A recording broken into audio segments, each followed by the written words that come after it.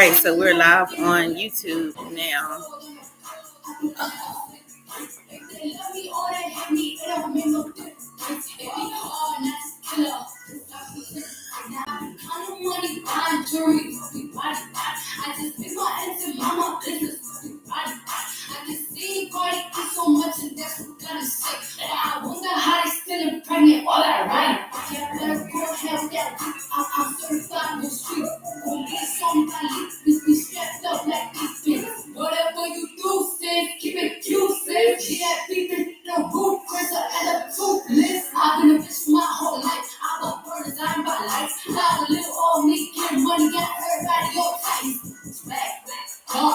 Hey, Facebook.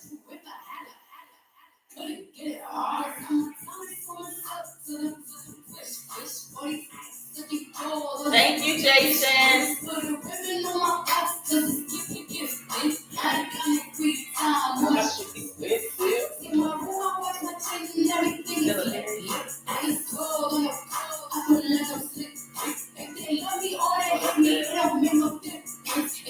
I'm gonna swallow out of it.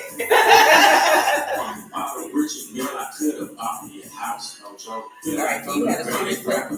Yeah. Okay. And I'm gonna have the copy stuff. She got shots. I told her work on her mouth straight out. Everybody talking this key talking. We should get up one back. Come on, you ain't getting no money. Won't get about your time. She came from the bottom of one time. I was just sleeping on tablets. We got 5 minutes. We'll be going. We'll start in 5 minutes. Give everybody time to get logged in. Hey, Clarissa. You drunk like a shot of liquor, ain't no chasing me. He threw in a white flag, but I still won't be stupid. Catch you at your album release, you play with Cardi B. Now this pistol blow both ways, I call it Hennessy. I know your mama taught you look both ways for crossing me.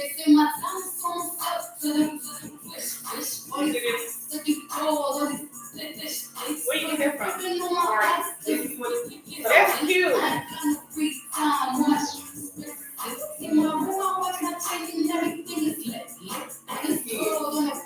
They came with that?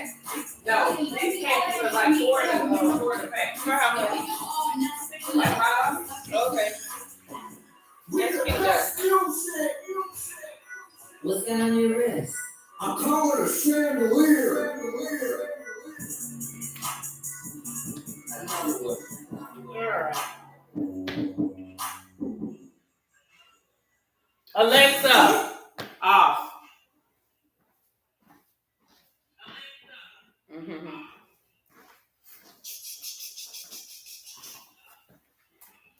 All right. Hello, and welcome to Cocktails and Conversations with Jamila. And Ine Divine. And today we're going to be talking about dating. We have a lot of different things that we want to discuss when we're talking about dating. So if you guys have any questions or if you just want to throw something out there about dating that you want us to discuss, just go ahead and type it in the comment field and we'll be more than happy to share our experiences or answer your questions about dating. So currently, Miss Ine Yvonne, are you dating? You're not dating because you don't want to date, or what's the reason you're not dating? Are you single? I'm single. Okay, so you're single and you're not dating. Is there any reason that you're not dating? Any specific reason? I just think right now it's just a lot of inconsistencies, so my tolerance level is not there. Yeah, it's really not there. So I walk away like easy. All right. Really easy. So basically what you're saying is for you to date, the guy that you're dating needs to be consistent. He has to be consistent. Okay, so what is consistency? What does consistency look like to you when you're dating someone? I mean, don't start something you can't finish. My thing is at the end of the day, I'm a very blunt and honest person. And it definitely is already on. Do not disturb. But I'm a very blunt and upfront. I let you know what I will deal with, what I won't deal with, or whatnot. So communicating is a huge really, really, really big thing for me. And if you fail in that, I don't see how, like, I don't know. That's just like a no go for me. I mean, because honestly, I'm the type of person that I'm not, um, I'm not confrontational for the most part, but I'm very direct with my expectations. So if somebody is not handling their part, I'll call them on it. But I don't try to be rude about it. My thing is, if you can't, if it's not something for you, then let me know it's not for you, and then I know how to handle the situation. And I think that's what a lot of relationships or people, when it's time for dating, people not understanding that, don't say you can do something that you can't handle. Don't say you're okay with something you're not okay with. Don't say you're ready for something you're not ready for. And that's the biggest thing. Now I've seen a lot of guys that are ready for relationships and even in pursuit of marriage, but can't get it together. What do you mean they can't get it together? Like, what's the dilemma? Like simple shit, like communicating. Mhm. Like that's the biggest thing, because communicating is gonna solve, is gonna be your problem and your solution to everything, to be truthful. Okay. So do you think, like, with communicating, because you are very direct, maybe the gentleman that you're dating might not be as strong to handle your direct approach, and then maybe they fall back a little bit because they feel like, oh, she called me out and I'm not used to nobody calling me out. So then that's when they become inconsistent, because it's like maybe they not really ready and they just trying to feed you some BS. And then when you call them out on it, it's like, oh, I either gotta shit or get off the pot. I need to step to her correctly, or I just need to fall back because I'm not ready. I don't know. I really don't know. I mean, like I said, first of all, I think one of my problems is I move around so much.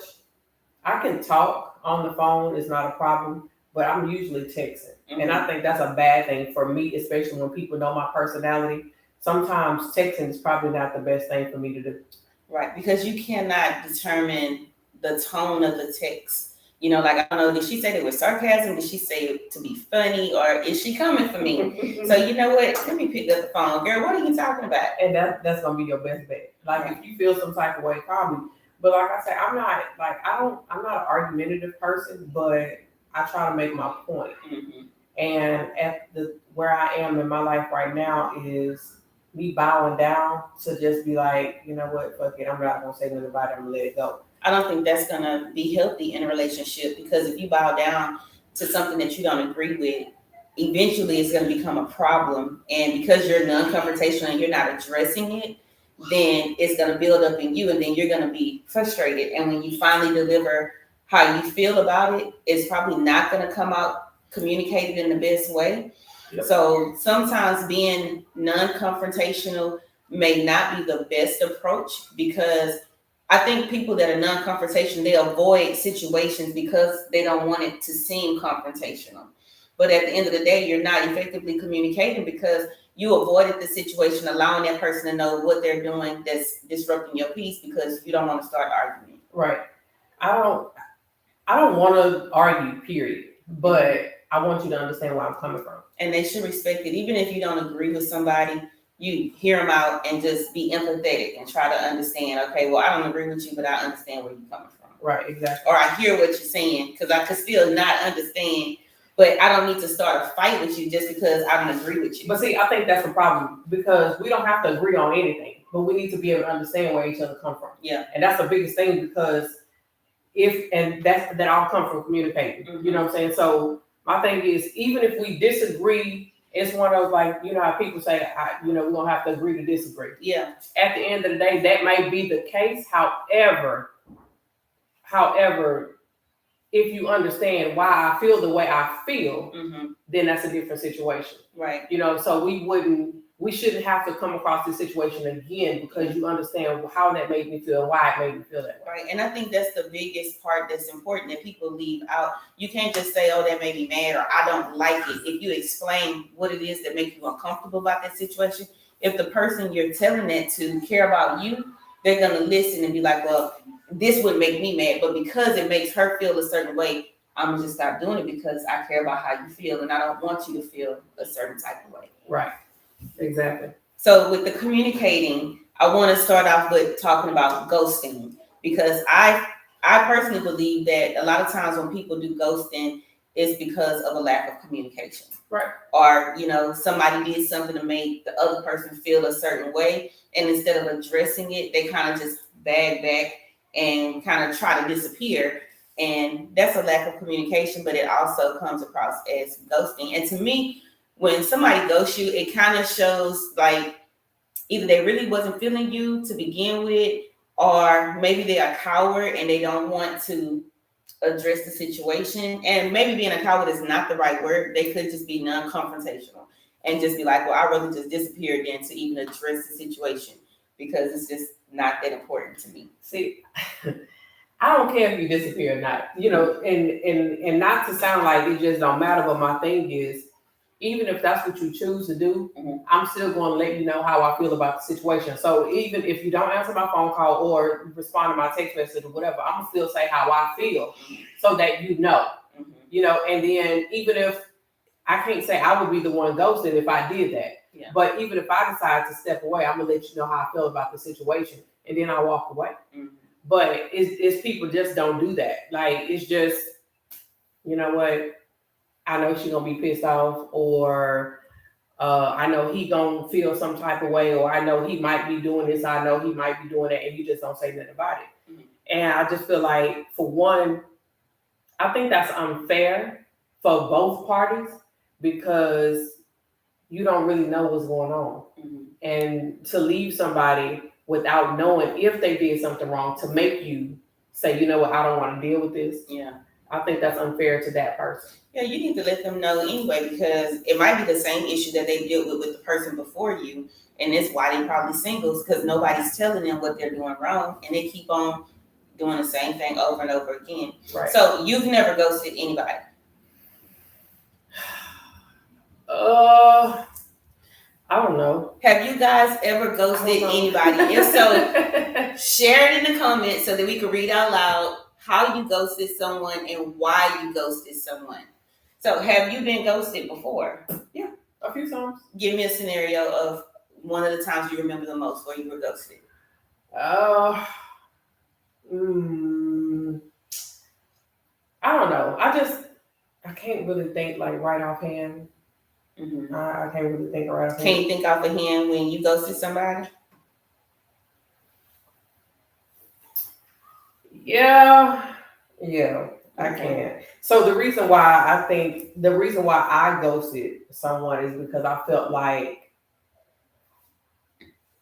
the situation, like their situation versus my situation, wasn't gonna work. Okay. In my head, I felt like it wasn't gonna work. For a few different reasons. So I kind of like stepped back and didn't say, kind of left it alone. Now I think that was, I could have been shooting myself in the foot because that person originally was like, you know what, I'm okay with your situation, but I felt like they really wouldn't, and it wouldn't go, the relationship wouldn't go anywhere. So I kind of left it alone. But a little while later, they ended up reaching back out and was like, what happened? Let's sit down and talk about it. And I don't know. I guess I feel because I have little kids, right? Me dealing with somebody that don't have no kids or that have older kids that don't have kids my age, I feel like I would be holding them back from some things. So I kind of don't bother, people in those type of situations. I feel like it's a bother. They might not feel like it's a bother, but I do. And it's up to them to let you know that it doesn't bother them so that you don't feel some kind of way. Yeah, but even though let's talk about this. I think somebody made a post a few days ago or last week or something about the age difference. The guy's 48 and the girl's 30. Okay. I remember seeing that post recently. So me personally, my mind frame is I wouldn't date anybody that much younger than me because I feel like if I went to their mom, who is possibly around my age, and be like, oh, I have 5 kids, my oldest child is 6 years younger than your son that I'm dating. Like that don't make sense to me, you know. So, but I mean, I've dated somebody that was older than you. No, Yeah. I was 40. They were 27, and their mom loved me to death. But he had kids, you know, like he had already had kids or whatnot. So his mom didn't care. She was like, thought I was perfect for him. But no, I couldn't. I just couldn't. Were you dating him for a certain purpose? No. I mean, he was just fun. Because if you didn't see yourself being with him, were you just dating him? No, it wasn't that. It was the fact that I stopped dating him because of his. I feel like he wouldn't protect on maturity level. Yeah, I feel like I didn't. He still was a kid. Yeah, he still had to develop mentally. Mm-hmm. So my thoughts on ghosting. I really feel like ghosting is a coward move, or you're just really wasting somebody's time. You just got tired of wasting their time, so you just disappeared. That's how I look at it. I had a guy tell me once before. He was like, "Oh, you acting like the young folks. You ghosted me." And I was offended because at the time I didn't feel like I was ghosting the guy. I just felt like at the time, the last time I had seen him, he kind of overstepped his boundaries or my boundaries. And it kind of made me feel like this is not the direction that I want the dating to go in. Like, I'm assuming that most people think you date a person just to get to know them so that you can be physical with them. And when I'm dating somebody that I don't already know, I kind of want to just take it slow. Like, I want to get to know you without you feeling like you got to kiss me or touch me. So last time I saw him, he had kissed me. So I didn't like that. I didn't welcome it or anything. So I kind of just fell back because I didn't want him inviting me places, because I felt like the more I see you, you're going to want to speed it up and think that we're going to go to the kissing stage. So I was just kind of too busy for him. And like, he would call me, but when he would call me, normally I would answer phone, like, "Hey, I'm doing hair, I'm gonna call you back." And I kind of just would text and be like, "I'm busy, I'll call you back." So I feel like I was communicating, but then like one time we were supposed to go on a date and he canceled the date. And then I was like, "Oh, I hope you feel better, blah, blah, blah, blah, blah, whatever." And then he called me back and I was busy. And then he texted me and said something about, like, "I feel like you're trying to ghost me or whatever." And I'm like, well, you know what? I'm really not feeling him anyway, because I feel like he's trying to move me too fast. And I feel like he stayed further than what I was willing to drive to commute to see somebody. So when he said that he felt like I was ghosting him, I literally just stopped texting him because it wasn't what I wanted anyway. So now that I'm thinking about it, there was this guy like recently, well, I don't say recently, maybe about 4 or 5 months ago. 51 years old, retired vet, and he had some stuff. He had his stuff going on or whatever. He just had moved down here from somewhere else, just had a house built, whatnot.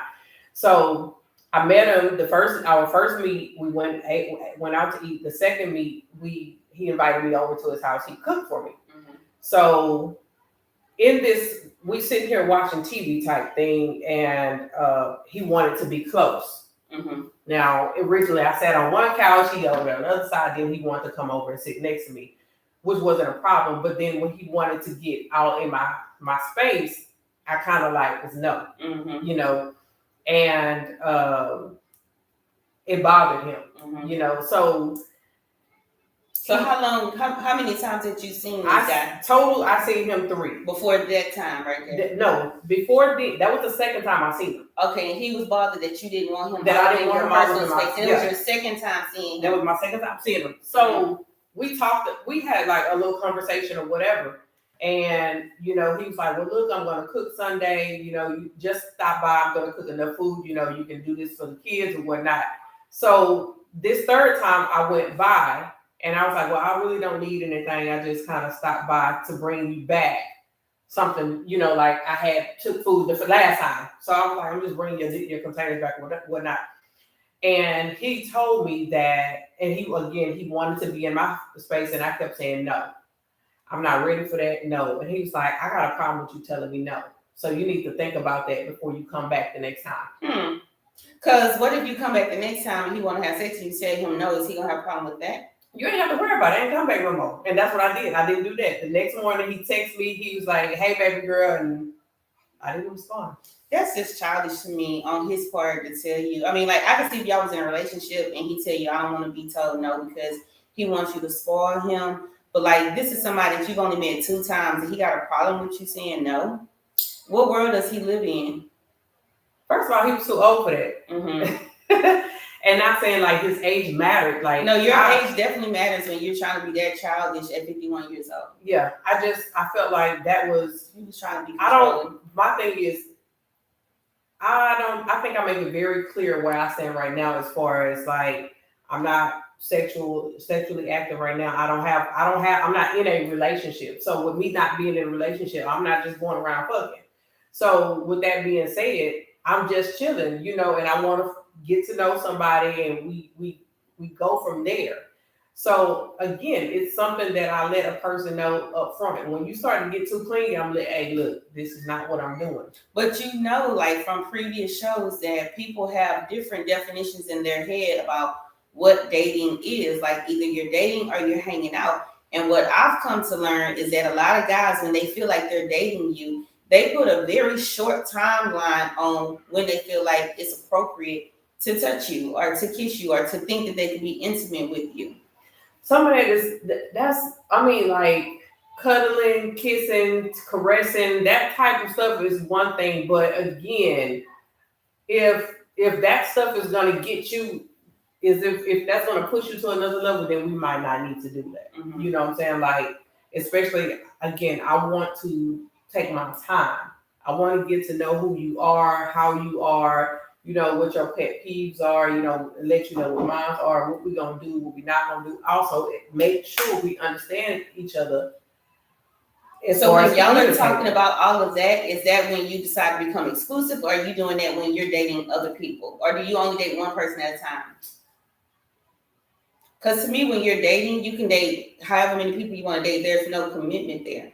But when you're dating certain people, sometimes you might just be dating and hang out to see if y'all can be friends and get to know each other first. Or are you dating with a purpose and it's like, I only want to get to know you because maybe we can move to another level? I don't usually date multiple people at one time. I usually focus on one person at a time. Go back. I'm gonna knock you out. If you don't get out of here, goodbye.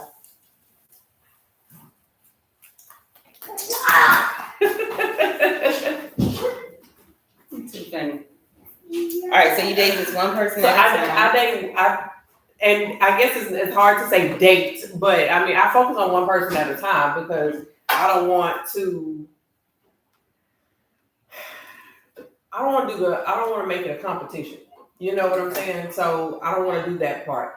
I want to, and not even that, I don't want to do the part where, oh, he does this, he don't do that, or I don't want to do that. I want to find out what this person has going on. I want to be able to remember, what his likes are, what his dislikes are, and not mix up those type of things. So I'll do better just one person at a time. All right. So since we're talking about dating, let's say we talk about our first date. First date expectations. Now, this one I'm very interested in because in groups or even in our group, we talk and a lot of guys have a lot of feedback on the first dates. A lot of men nowadays, they want to go Dutch on the first date because they feel like a lot of women are meal hustling.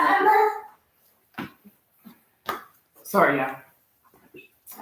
All right, so I'll talk to you guys until Lady Bond comes back. All right, so a lot of guys feel like that women are meal hustling, that they know that they're not interested in the guy and they still would entertain going on a date with the guy just because they want this man to spend money on her or to pay for her meals.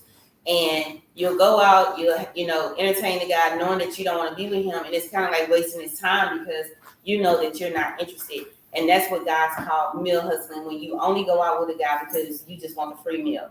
So now a lot of men feel like, okay, well, so many women are meal hustling, so what I'm going to do, we're just going to meet up at a coffee shop first, or we're just going to go Dutch. That way, if she don't like me or if I don't like her, I'm not going to be wasting a lot of money on a date that I got nothing from it, not even a friendship. So when you accept a first date from a guy, what are your first date expectations? As far as where we're going and what we're doing. Yeah, like, do you go Dutch on the first date? Or do you go Dutch on dates, period? Like, if a guy asks you out No. and he wants you to pay for your half of the ticket and he pay for his half of the ticket. I'm not doing that, because if you ask me out, then you are expected to pay. Now, if I ask you out, I'm gonna do the same thing. Mm-hmm. So I don't that Dutch thing. I don't get that part. Yeah, I don't do Dutch. I don't respect Dutch. Unless you know that we're just friends and we're just hanging out. So therefore, it's not a date in my eyes. You'd be like, well, hey, meet me up here and we can hang out. I have no expectations of you. But 9 times out of 10, in my mind, I still feel like if a guy asks me out, even if he's asking me to hang out, I expect him to cover the ticket. Especially if you like me. If you like me, I expect you to cover the ticket. Yeah, if you invite me out, I definitely expect you to handle that. But and like I said, that's vice versa. I'm not going to invite anybody to come meet me anywhere or do anything with me and expect them to take care of it. Mm-hmm. So I don't. I mean, I'm fair. I tend to be fair. I try to be fair. Yeah. All right. So no Dutch on the first date. Anybody that's on the live ever been Dutch on a date, or any men do you feel like you would like for the woman to go Dutch on the first date just because you're not sure if the next date is going to happen? I don't know. I just feel like it should be chemistry, Yeah. I feel like it should be some chemistry there. Like, you should know before you even get to the first date if it's somebody that you can see yourself continuing dating. Why is it at? No, go ahead. Keep going. All right. So that's with the ghosting communication, first date Dutch. I want to talk about modernized dating next. So in the group, we had a lot of people that, were commenting on the post about, the modernized dating and everything like that. So basically what they're saying is a lot of women still want the man to be old school, but the woman wants to be traditional. And for me, myself, if I was to speak on it, I like old school, but I am still, new school. So I can't say like, oh, I'm a traditional woman, because I still have some modernized ways and some non-traditional ways about myself. But when it comes to a date, if I know the person personally, then I expect them to come pick me up. If I don't know you, then I expect you to tell me where to meet you at. You pick out the place.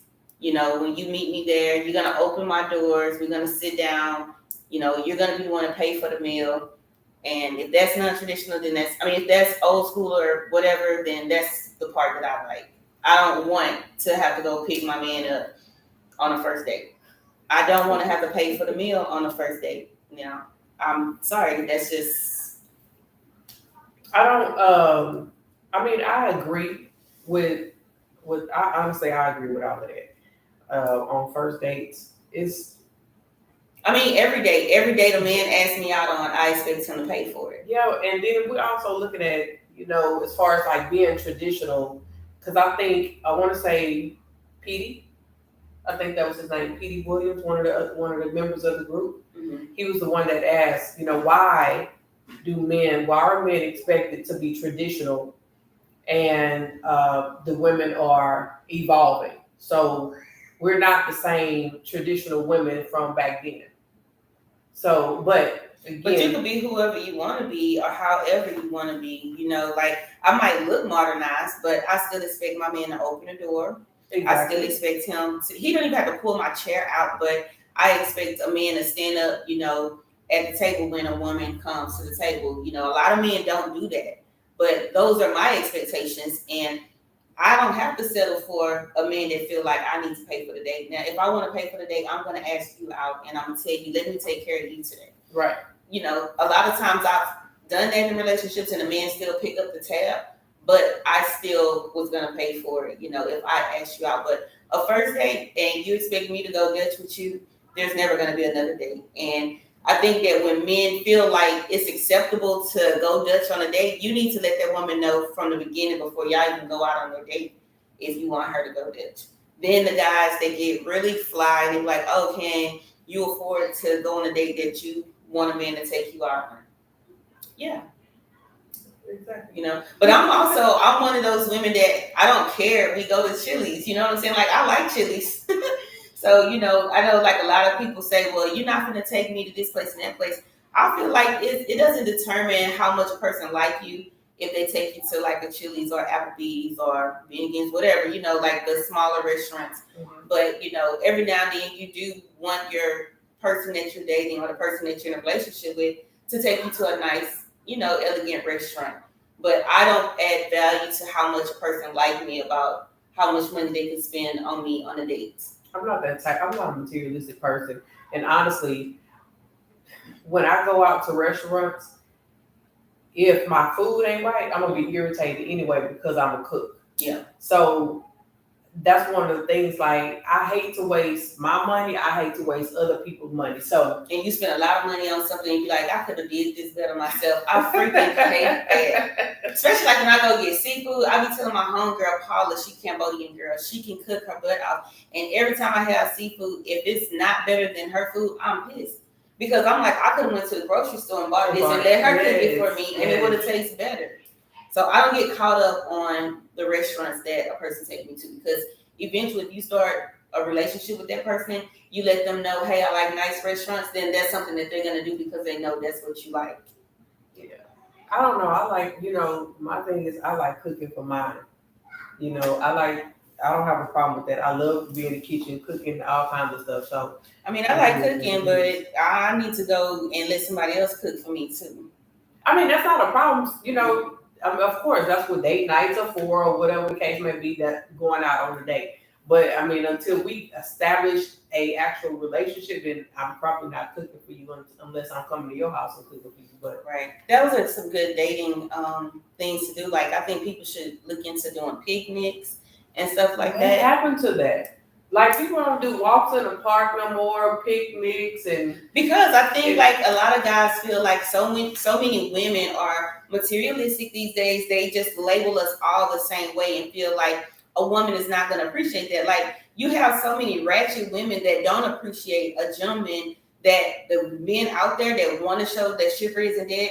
They are afraid that a woman is going to label them as a weak man because he want to do like those romantic type things. Mm-hmm. You know, like he might want to plan a picnic, you know, in the park, and she gonna be like, "Oh, this broke nigga, he couldn't do nothing for me but take me to a picnic." Like it's so many ungrateful females out there, and it's sad to say, it seems like those are the ones that get the really good men.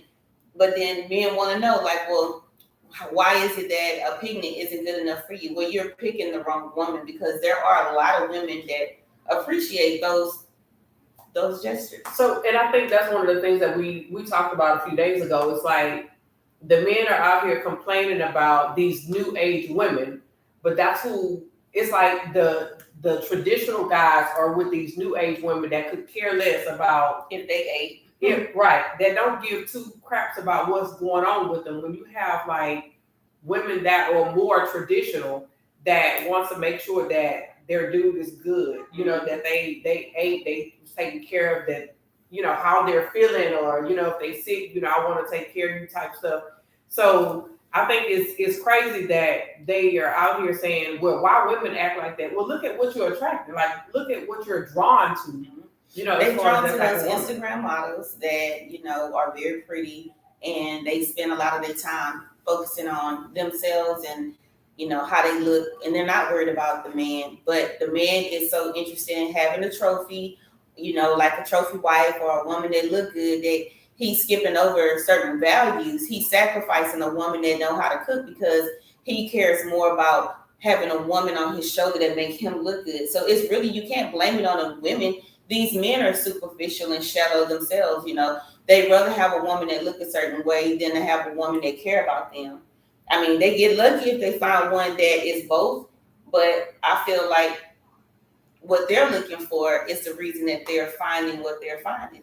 Yeah, I don't know, you know, it ain't nothing like, I don't worry about it. You know, my thing is I'm gonna be me, period. I'm gonna be me. And with that being said, let's see.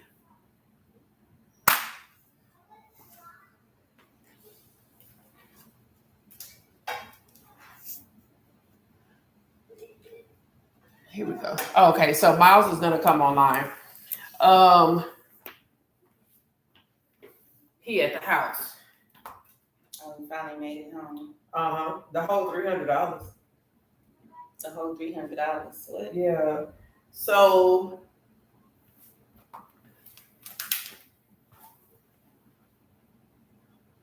let's see. All right. I always see the one that be drinking out of wine. You? Oh, why not? Yeah. So Miles commented and says if she's feeling him and it's the first time hanging, she's going to let him hold her in his arms while watching TV. If she feeling him. If she's feeling him. But how do a man know if a woman is feeling him? I think chemistry is what it is. You know what I'm saying? Like I think from chemistry you can tell. I don't know, because I think like if I've been drinking and I go hang out with somebody, my eyes might make you think that I'm feeling you. But I'm not.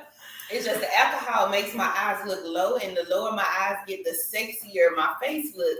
So they be misunderstanding the sexy face when really that's my drunk face. And I might still don't want you to touch me. It's just my eyes are deceiving you. Miles, it shows that you're declining to be added.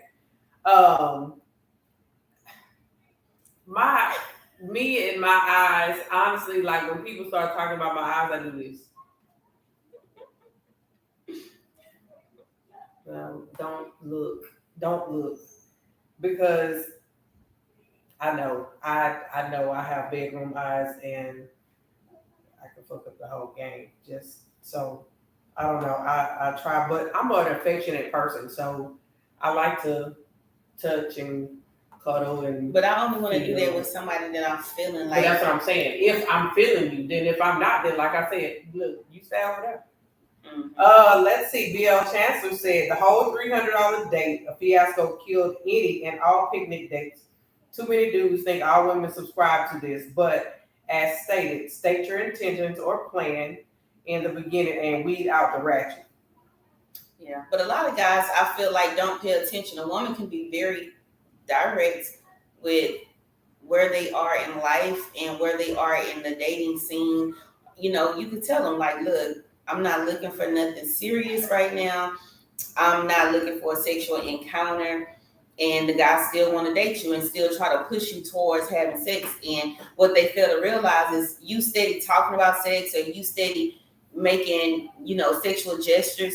That's what gets you ghosted, or that's what make me not be attracted to you anymore, because I feel like every chance you get, you turning around about sex. And like I made this comment to somebody, I can't remember who I was talking to, but it was a man. And I told him, I said, can you imagine that every time you meet somebody or every time you go out with somebody, you have to wonder if they really want to go out with you because they want to know who you are, or they just want to go out with you because they want to see what it's like to be with you. And a lot of people be like, girl, you shouldn't be single. Like, you should have a man, or, it should be easy. Or you probably feel good that you got all these dudes trying to talk to you. It's really not a good thing sometimes, like it's what they call it, a blessing and a curse. Yeah. Like it feels good to know that people find you attractive, but it's a very irritating and uncomfortable feeling when you feel like people only want to talk to you because they want to have sex with you. And a lot of guys that I've dated, some have been very patient and some have been kind, and some make it seem like they really do want to get to know me. But my issue is I can go out on a date with somebody once or twice and they already like, damn, I want to, do this and do that to you. That's not what I want to hear. Right. I don't want to hear that at all. And that's a big thing. Like with me being single, I always get the question, why are you single? Like, why are you single? I'm single because I don't have time for no bullshit. I really don't. I don't have time for it. And if sex is what you're looking for, I know how I am sexually, so I don't have to go through that. Right. You know what I'm saying, with nobody. I don't want to. That discussion I don't even want. Our concern is you. Mm-hmm. So that's why my standpoint, my concern is you. Are you gonna be able to do what you need to do? Yeah. But I'm not really worried about that, because I also know that if we're good, you know what I'm saying? Like if our chemistry is what it is, then a lot of stuff can be worked through and on. Yeah. So again, the sex thing is not a big issue for me. But I always have people like, I know you got these guys talking to you, and I know you can pick from me. My thing is, I don't look at that. And again, it is a blessing and a curse because sometimes it really depresses me to an extent because it's like, yeah, I got all these guys that saying how beautiful I am, how they would love to take me out, and at the end of the day, any of those that I do give an opportunity, it seems like they end up flaking.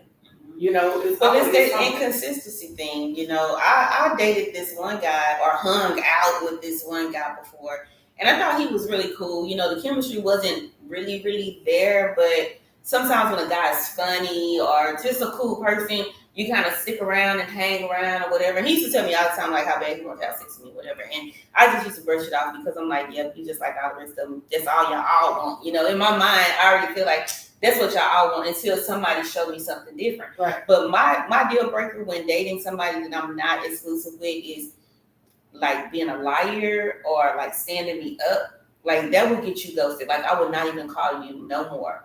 Stand me up, no call, no show. That's automatic. You're out. Like don't waste my time like that because my time is valuable. There's so many other things that I could have been doing in that time slot that I filled out for you, thinking that we're gonna go somewhere. So for you to stand me up or not call me or something like that, yeah. I don't think that exact situation would be a reason why you would date more than one person. I was dating more than one person. I understand, but you know what I'm saying? Like I'm saying for me, like that would be the reason why I would attempt to date more than one person because of the fact that okay, so if you stand me up, then I got a backup type of stuff because especially with me. My time is very valuable. I don't have a lot of time that I always have, to myself. But when my kids are gone, sometimes I'm sitting by myself, not doing shit. Right. You know what I'm saying? I'm not doing anything, and I just be like, now here I am. You know what I'm saying? I done sat here and threw a bunch of snacks on the table and turned the TV on and just sit here and turn the AC on 6 and light the fireplace up. Then for no fucking reason. Mm-hmm. When I have no reason to even be in the house because I could be out doing anything else. But you got your free time. But I thought I was going on a date, and it didn't happen. So what I'm doing, I'm sitting here all by my lonesome. I could have kept my kids at home for that. Yeah. So that would upset me as well. Yeah. All right. So what happened with Miles? I don't know what happened to him. Every time I tried to add him, it showed that he declined it. Okay, because I wanted to ask him about like a first date if he could give us. Because I also wanted to talk about first appearances. We had a post in the group. Can't remember who posted or what the post was about, but I do remember them talking about attraction. And one man was saying that for him and most guys, it's the appearance of a person that makes them attracted to the person. But another guy came in and he was like, no, maybe for you, but for me, it's their personality. That's the first thing that attracts me to a person. So I'm okay. So me and you are out. Like when it comes to going out, how we present ourselves is not the same. Okay. You see, I like this. I like jeans, t-shirt, tennis shoes. This is how I like to be. Yeah. If I have ponytail every now and then, I might. This is how I'm comfortable. Right. Now, I will get dressed, I will get cute, and I get out and I step out and flex on it. Yeah. But I like to be me. Yeah. I like to walk out and be comfortable, with who I am. Mm-hmm. And I want somebody that's going to be able to appreciate me being comfortable. Mm-hmm. Now, if you want to go out and you want to hang out and I need to dress up, believe me, I got you. I can do that.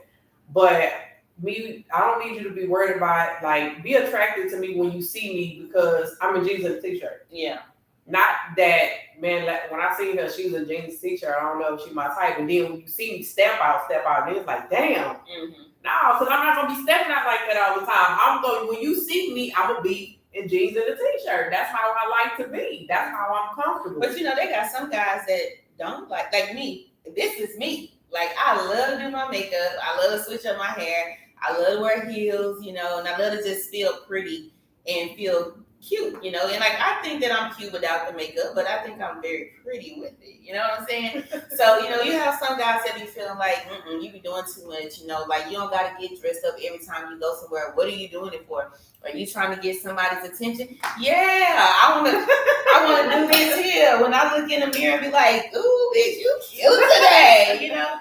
That's how I am. And for me to be, I guess, and that's another topic, equally yoked with somebody, I need a man that's gonna be able to appreciate the fact I know she gonna be taking forever to do her makeup. I know we gonna be late because she's slow as hell.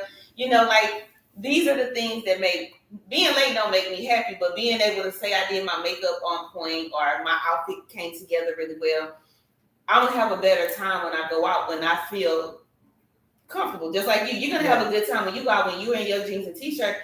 Me, when I go out and I don't look in the mirror, what Cardi say when I walk past the mirror? Ooh, damn, she fine. Right. Like that's me. But see, that's how I am when I walk through with some jeans. You know what I'm saying? I'm like shit when I walk through and still feeling yourself. It's whatever makes you feel comfortable.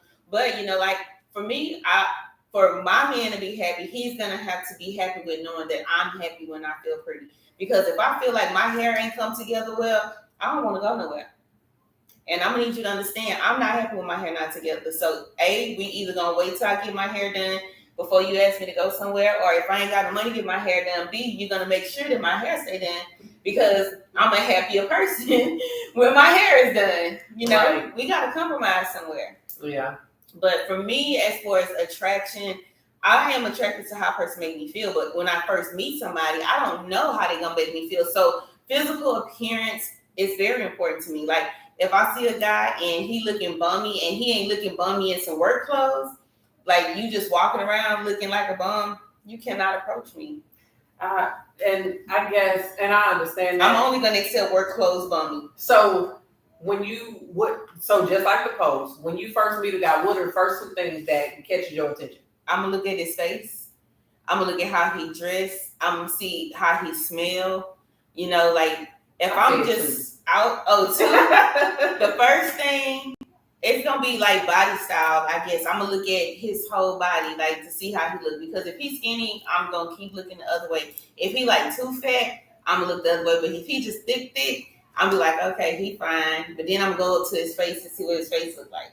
Yeah, I like him thick. Yeah, I like him thick too. Yeah, but, yeah. You can't be nothing under 200. Like if you 200, you borderline. Yeah, and that depends on how tall you are. Yeah, I agree. Yeah, like I don't want to rub up on no bones. I need some meat. I need some thick. Girl, don't get me started. Look, I want to lay in that crease. I want to be able to flop down that crease and get I don't know. I think I just feel like since like as I've gotten older, I put some weight on, so I just feel like I want to be with a man that he's strong enough to hold me and handle me. You know what I'm saying? Like and also skinny guys are strong, but I don't want a man that look like I can beat him up. Like I need to know that I cannot beat this dude up. Not that I'm a violent person, I want to fight a man, but if I feel like I can beat you up, how do I feel like you're gonna be able to protect me? I'm not gonna feel that way. And that's just something that's in my head. Like I just want a man that looks strong and healthy and fine and chocolate, Okay, so you said chocolate. Is that a big thing for you? No, because growing up and my whole adult life, like I don't attract chocolate men. Or if I do attract them, they don't say nothing to me. It's always the butter pecan, strawberry, vanilla. Those are the ones that come up to me. Like, and I'm not even attracted to like them high yellow red dudes. But again, like those light skinned dudes, they love them some chocolate women. And chocolate men, I think they just prejudice. They want light skinned women. But I'm not big on pretty boys. I can't. I'm not big on pretty boys. I don't like flashy. I cannot date a flashy dude. If you too goddamn flashy, then it's not gonna work. Because I'm not that type of person, and that makes me feel some type of way. My thing is, if we walk past the mirror, your ass in the motherfucking mirror longer than I am, then we got a problem. Yeah, I don't think I've ever been with a pretty boy like that was so into themselves. But I'm pretty sure you have some that's not just like bright that act that way. I don't have a color preference. Mm-hmm. He can be dark, he can be caramel. Color don't matter. My thing is, I can do this, and if you sexy as hell, you know what I'm saying? Like, I ain't gotta see your face, but it's if you sexy as fuck, and I see you walk past me, and I'm like, so you a date a butterhead? no, I'm not. First, if you ugly and we dated, that means we done knew each other for a while, and you done grew on me. Mm-hmm. But like we talking about first appearance, the first thing I'm looking at is your swag, and your swag ain't got to be like UGQ. But see, if they got the right swag, they dress nice, they smell good, and they are a gentleman, I would kind of overlook the fact that they are not my type. Because if I get to know them, you know, like if I first meet you and right off the top, your face is not my type. Right. Because I got a type for faces too. I like the nice looking faces. But let's just say your face is not particularly a type that I'm used to dating. But you got a nice body, or you dress nice, or your approach to me is nice. And I will give you my phone number just off of you being a gentleman, just being nice. Right. And then you ask me to go out and I start spending time with you or talking to you, and you're a very nice and very sweet, caring, charming, gentleman type person, then you're gonna grow on me because I like the way you make me feel. I like how you treat me. My point exactly. But just off the top, if you looking dirty, you stink, you look bummy, and you're not my type, like I'm a straight up line and say I got a husband. I'm married. Because I learned a long time ago, like a lot of guys, they don't like rejection. So if you be like, no, I'm not interested, that might hurt their feelings, and then they're gonna be cursing you out. Well, I ain't like you no way. You know, like I've experienced it. So for me, I'll just be like, oh, I'm good, thank you. And if they don't get that, I'm like, well, I got a man, I'm married, I have a husband, I'm sorry. They will rather be rejected knowing that, oh, well, she only didn't want me because she's married. Yeah. You know, men have ego and pride issues too, more than what they care to admit that they do. I don't know. I guess. I mean, I'm at the point where I am right now. I'm just trying to see what's what. I'm just seeing what's what right now. All right, so that's a first appearance. All right, so let me ask you a question. And I know we talked about this before. We talked about it in the group about being a prize. And I don't know if you guys remember when we had the post about how being a prize. The reason why I wanted to talk about this is because I have a friend and she has a husband. And I had a conversation with her husband one day, and he told me that he was the prize. And I just thought that was kind of weird because usually men date women and feel like the woman is the prize. But he basically, and I talked to her too, and she told me, well, he basically feels that way is because the city that they live in, you don't have a lot of good men that's doing what they need to be doing, taking care of their business. So he is someone that has himself together, has money, you know, has a job, don't have no, you know, baby mama drama or anything like that. So he feels like, okay, well, this is who I am. And if you can't accept me who I am, then you don't need to be with me because it's a whole bunch of other women that would love to be in your shoes because you got a man at work, you got a man that pay your bills, you got a man that take care of your kids. So I can basically be an asshole if I want to because it's a whole bunch of other women that they ain't even got a man to pay child support. They ain't got a man that's got his own car, you know. So I don't know, like I'm just not used to men feeling like, well, you lucky to be with me. Clarissa say that's gay. Hey, that's how the man felt. And it's true, you know, like it's a lot of women that was willing to be with him because they had no good men in that town. And I don't know, like I feel like I know a lot of women were saying that feeling like a prize is like a possession or something like that, but to each his own. I feel like I'm a prize. You know, I hear, just like a lot of women say, it ain't no good man, you better hold on to a good man when you get one. I hear men saying the same thing too. I see the type of women that's out there. I've been friends with some women in the past that I know wasn't shit. Right. They ain't no good women right. at all. They sorry, they nasty, they liars, they cheaters. Like I know people like that personally. So I feel like any man that I have been in a relationship with or that I choose to be in a relationship with, I am a prize to that man because I know the type of women that's out there and what I'm willing to bring to the table and what I do for my man, I know they ain't doing it. Right. I know they're not doing it. Right. So yeah, I do feel like I'm a prize, but I'm not going to have that in my head like, oh, I could treat you any kind of way because you ain't going to find better. that wouldn't make me a prize if I had that attitude. But if somebody asked me, "Oh, you think you special?" Hell yeah. You think? Yep. Ask my man. Well, see, that's exactly why I'm not. That's why I said I'm taking my time, and I don't want to settle. You should. You know what I'm saying? I don't want to settle because of the fact I know what I have to offer. Yeah. I know the type of woman I am. I mean, and if truthfully, if some people wasn't in their feelings, you know, I would have. I have people that can vouch for me. I'm a good girl. You know what I'm saying? But my thing is, I don't have time. I straight don't have time for the BS. Mm-hmm. And the stuff that I do it out of love because I care, because I like it. I enjoy it. You know, I enjoy doing it. I enjoy catering to my man. It makes me feel good. Mm-hmm. I like cooking every day. That shit, I do this shit for fun. I mean, like, I used to cook and feed other people because I just want to be in the kitchen cooking. So when you want to cook and feed other people, let me know so I don't be cooking that day. So, I mean, you know, that type of stuff, like... Speaking of cooking for other people, I brought you some lasagna. I know. It's a small piece because I only made the pan was like this little. I know. And but it's when good, you told me you ain't know, so I made some... I did tilapia with shrimp, with Parmesan cheese sauce, and some yellow rice and asparagus. That sounds really good. Yeah. But yeah, I don't know. I guess I sit back and wait. You know, I mean, I be patient and whatever happens for me on my end. Yeah.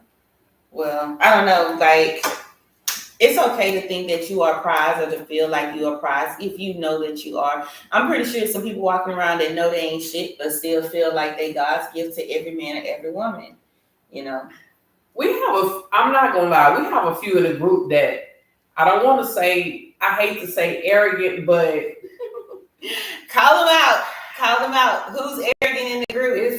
We have a few arrogant brothers in the group that's like God feel like they God's gift to women, but you know they going through it too.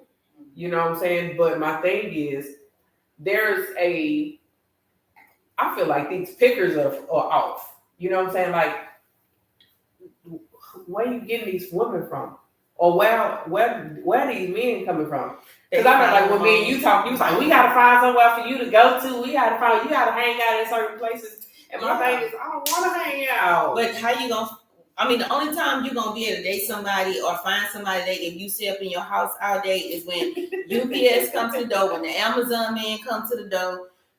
You know, where you gonna find somebody to date if you just sit up in the house unless you on Facebook? Okay, so check unless somebody follow your DM. But this is my thing now. Mm-hmm. You're not single anymore. No, I'm not. My best friend is not single anymore. But I still go out, and we can go out together. You know, I can still go out by myself. I can. Okay. I can still go out by myself. You know, you can go out to places I go to with my man. You know, it is what it is. You know what I'm saying? But like, I still firmly believe if you're looking for a specific type of person, know the places that those type of people hang out, and then make yourself available. You know, like we have certain upscale clubs. We got certain clubs that's ratchet clubs. You know, like are you looking for a dope boy? Are you looking for a hood dude? Are you looking for a sophisticated guy? Are you looking for like a blue collar guy? Are you looking for somebody that's just chill and, you know, whatever. There are certain clubs for those different types of guys, or certain lounges or cigar lounges, you know, that you can go to. Shit, go to the hotel, go hang out at the bank. You know, you just might run into somebody. Somebody said something about HEB. I think on my Facebook not story, but what is it? Like, I was scrolling through Facebook and somebody said they love HEB, and I'm like, okay, I'll be at HEB, but like, who else at HEB? So, have you seen Ready for Love? Ready for Love. I don't know. Okay, so what is that on? It's is that one of those reality shows? Yeah, so they just had one in Houston. So Okay. A little while ago, they had an episode in Houston, 10 women, 10 guys in Houston, trying to do matchmaking thing. Mm-hmm. And one of the ladies said it, and then I heard somebody else say it. One was like, I just randomly go to Home Depot sometime and just walk through the aisles. Girl, I'm telling you, I got this dude number one time at Lowe's, and I was just standing there trying to buy some paint, and the dude just started talking to me, and he was talking to me about business and his, like, what he do, you know, and he was just mentioning like how he could build this and build that. And I was like, really? Like, I want to do this for my backyard and da da da da. I was like, do you have an Instagram? Do you have pictures of your work? He was like, yeah, I do. And I was like, well, when I get home, I'm gonna take a picture so you can see and you can do something. And that's how I got his phone number. But then it was like, oh shoot, like I think the man was flirting with me, but I don't know if he was flirting with me because I was like not dating for a long time, so I was a little bit out of the game. So then he started texting me after I sent him the pictures, and he was like, well, yeah, I do it for you, but you buy all the pieces and I'll do it for you for free. I already knew, okay, he flirted with me. But then I remembered I never saw his face because he had a mask on. So I'm like, I don't remember what you look like. I can't be, letting you come to my house and do this, and then I don't know what you look like. He sent me the picture. That's literally how you can start dating somebody, just like that. I'd be scared. I don't want people at my house. Well, he never came to my house, and I never did. Like, actually, we went on one date. We went out to eat, and when we had our first, well, it was only one date. When we had that one date, we sat down, like I started asking questions, and then that's how I found out that he wasn't single, like I was single. And yeah, no, he was not single, like, because I'm single, and he was not single. I had this plugged up like all day. Yeah, I don't. So let's see. I guess our thing is trying to figure out now. Let me see.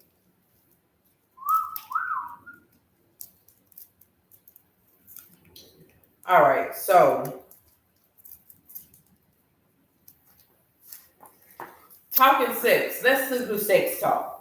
Now you're gonna get some participation because all these little freaks in the group want to talk about sex. Let me see. Let's do the sex talk. How far is it? I don't know. You need to turn it some more. Let me see. Oh, snap.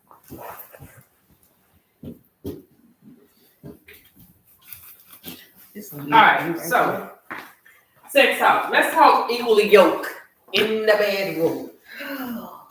Equally yoked in the bedroom. All right, so when you say equally yoked in the bedroom, meaning you have the same drive, you like the same positions, or you make up your bed when you get up and I leave the bed unmade. What are we talking equally yoked? No, we're talking about, I'm trying to figure out how do you tell what position that your mate likes the best? How can you tell without asking? Can you tell without asking, or are you able to have a conversation? I mean, I'm gonna have any conversation when it's dealing with my body, but like me, okay, so like I'm in a relationship now. How can I tell what his favorite position is? Yeah. Probably because it's gonna be the one he goes to the most often. It must feel good from that angle because you always want to go back to that one. So that's how I'm gonna know. So with that, what is there a particular? But what about you? Do you have to communicate, or you feel like he knows? It's a new relationship, so you learning each other and getting to know each other's bodies, each other's emotions and minds and stuff like that. In the beginning, I don't feel like I needed to say anything like. I'm about to hurt that man.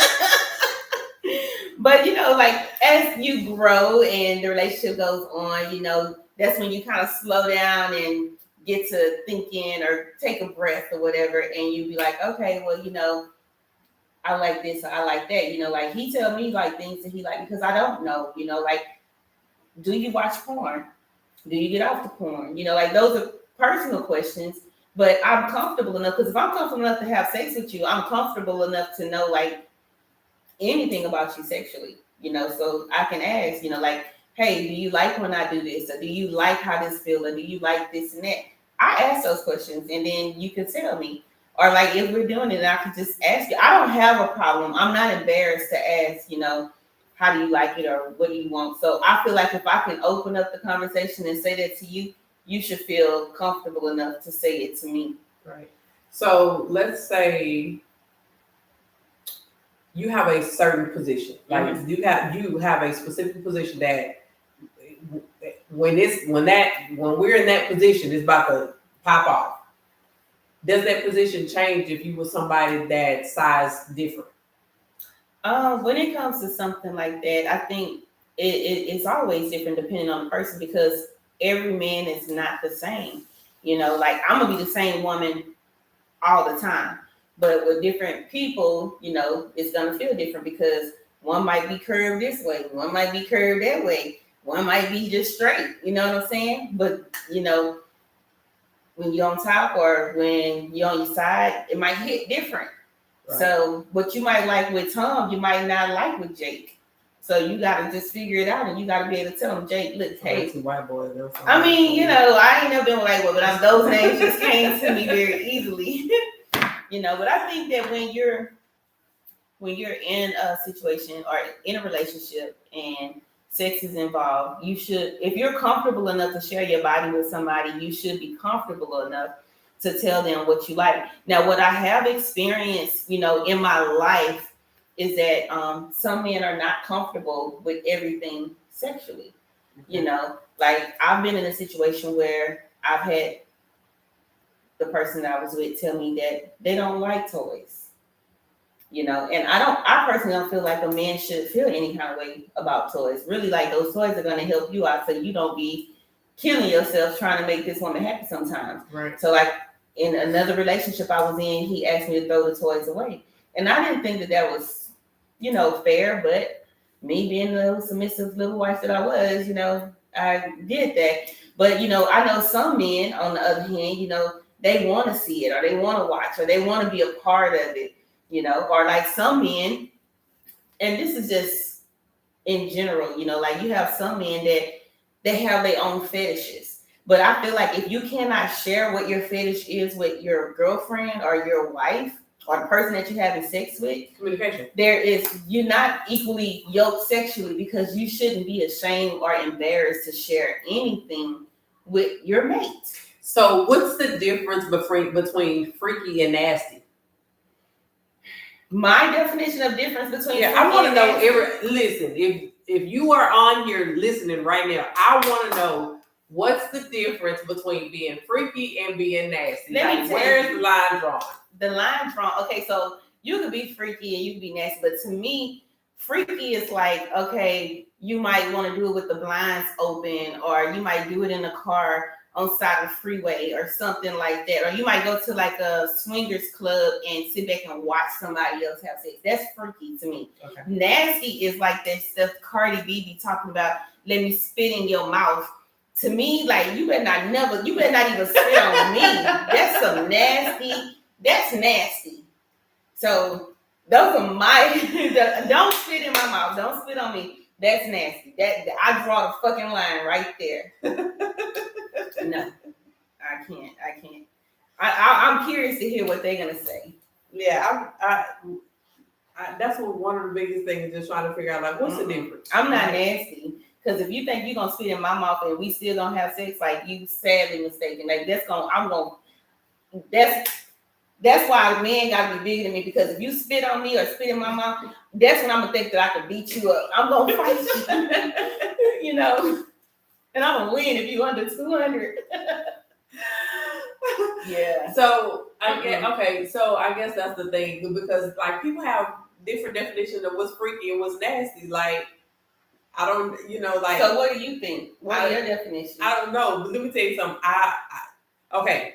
So is it freaky or nasty for somebody spitting in your mouth? No, that's nasty. Let me say, and I'm gonna tell you, I'm bad with body fluid. That's the thing. Like I will throw the fuck up on. I can't do like. I'm that body like I be people that be talking about coming in your mouth. Sorry, like that's nasty. That's disgusting. Wait. To me. Okay, gotcha. So I mean, so the last thing you just said was disgusting to you. Yes. So you definitely ain't feeling anybody spitting in your mouth. No, absolutely not. Mm-hmm. But like I don't know, like okay, this would be I don't know how people see it.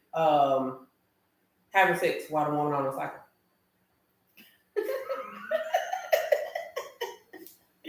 Oh, we're going deep today. Okay, we're going deep today. Okay.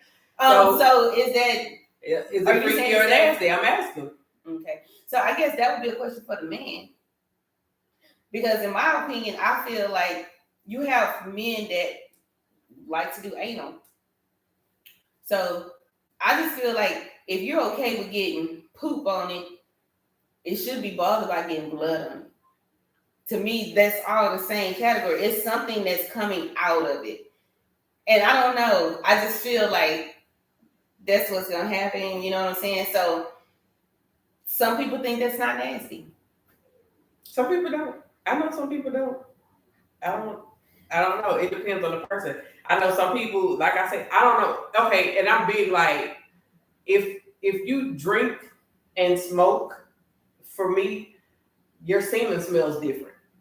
Like my nose is sensitive to the smell of semen. Mm-hmm. So Mm-hmm.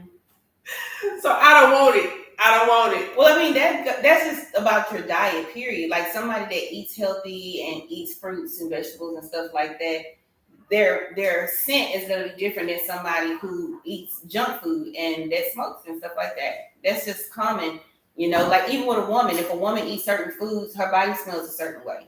So if you eat, you know, healthier foods, then you'll have less of an odor. You know, you never heard that? I heard it. I don't. Yeah, that part I do.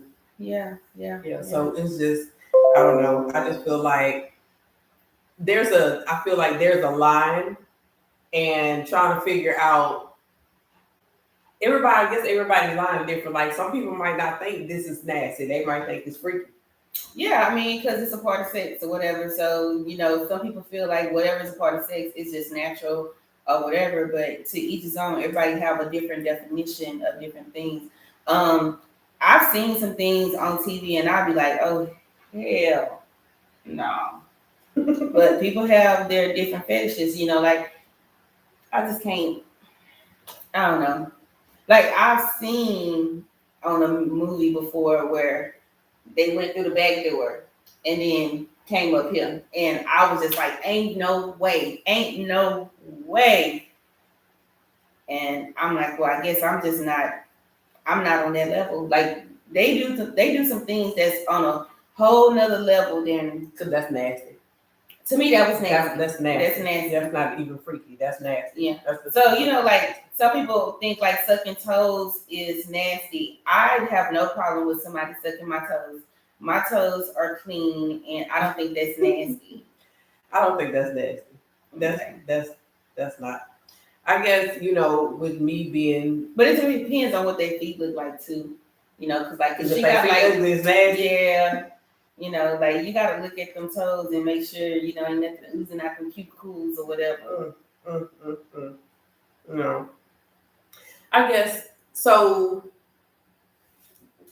Have you ever put somebody's toes in your mouth? No. Mm. Mm-mm.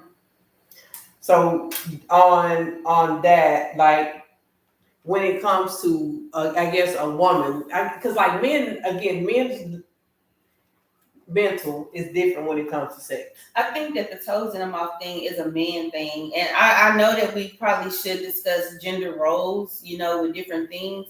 But I just think certain things sexually, they have roles for it. You know, like some things only women should do and some things only men should do. But I don't know, like in my mind, I just think a little differently outside of the box because there are some things that some men are comfortable with that some other men say that that's gay. But I feel like it's only gay if it's the same sex that's doing it. If it's a woman and a man, I don't think that it's gay. So I feel like you remember we had somebody that left the group that we had a conversation about a man being choked during sex. What's wrong with that? That's the question. Like, is that a cross the line thing? Like it goes both ways. I could try it and let you know how it go. Okay. I don't think that it's what cross the line like a woman shouldn't choke a man. Now, I really wonder if men feel uncomfortable with being choked. If that man feels comfortable with choking a woman, then he should not feel uncomfortable with getting choked. Do unto those as you want them to do unto you. I'm gonna choke the shit out of So somebody. don't do something to me that I cannot do to you. I don't know. Because if it feels good to me, then it should feel good to you. Maybe, but I don't know. So choking is a gender role now. I don't know. Like, Okay, I'm waiting to so choke the shit out of somebody. fellas, would you be highly offended if your woman choked you in the bedroom? And we're not talking about choking out. No, I don't think so, because like I watched, and I used to watch a lot of TV back in the day. I saw this one movie, I can't remember what it was, but that is like a fetish that men have, like well, not men, but like the freaky men or the nasty men or whatever. This one guy, he put like a tie around his neck as he was masturbating, and he was choking himself. But the more he choked himself, the more aroused he got, and I think it made him better. Like, I guess it felt better to him because it was something about, it was an asphyxiation or something. But whatever it was, the choking the hell out of his own self was turning him on more. So I guess people don't even know what they like until you try. I think you should just try. You should try anything at least once or twice. Cause how you know you're not gonna like it unless you try it? My nerves.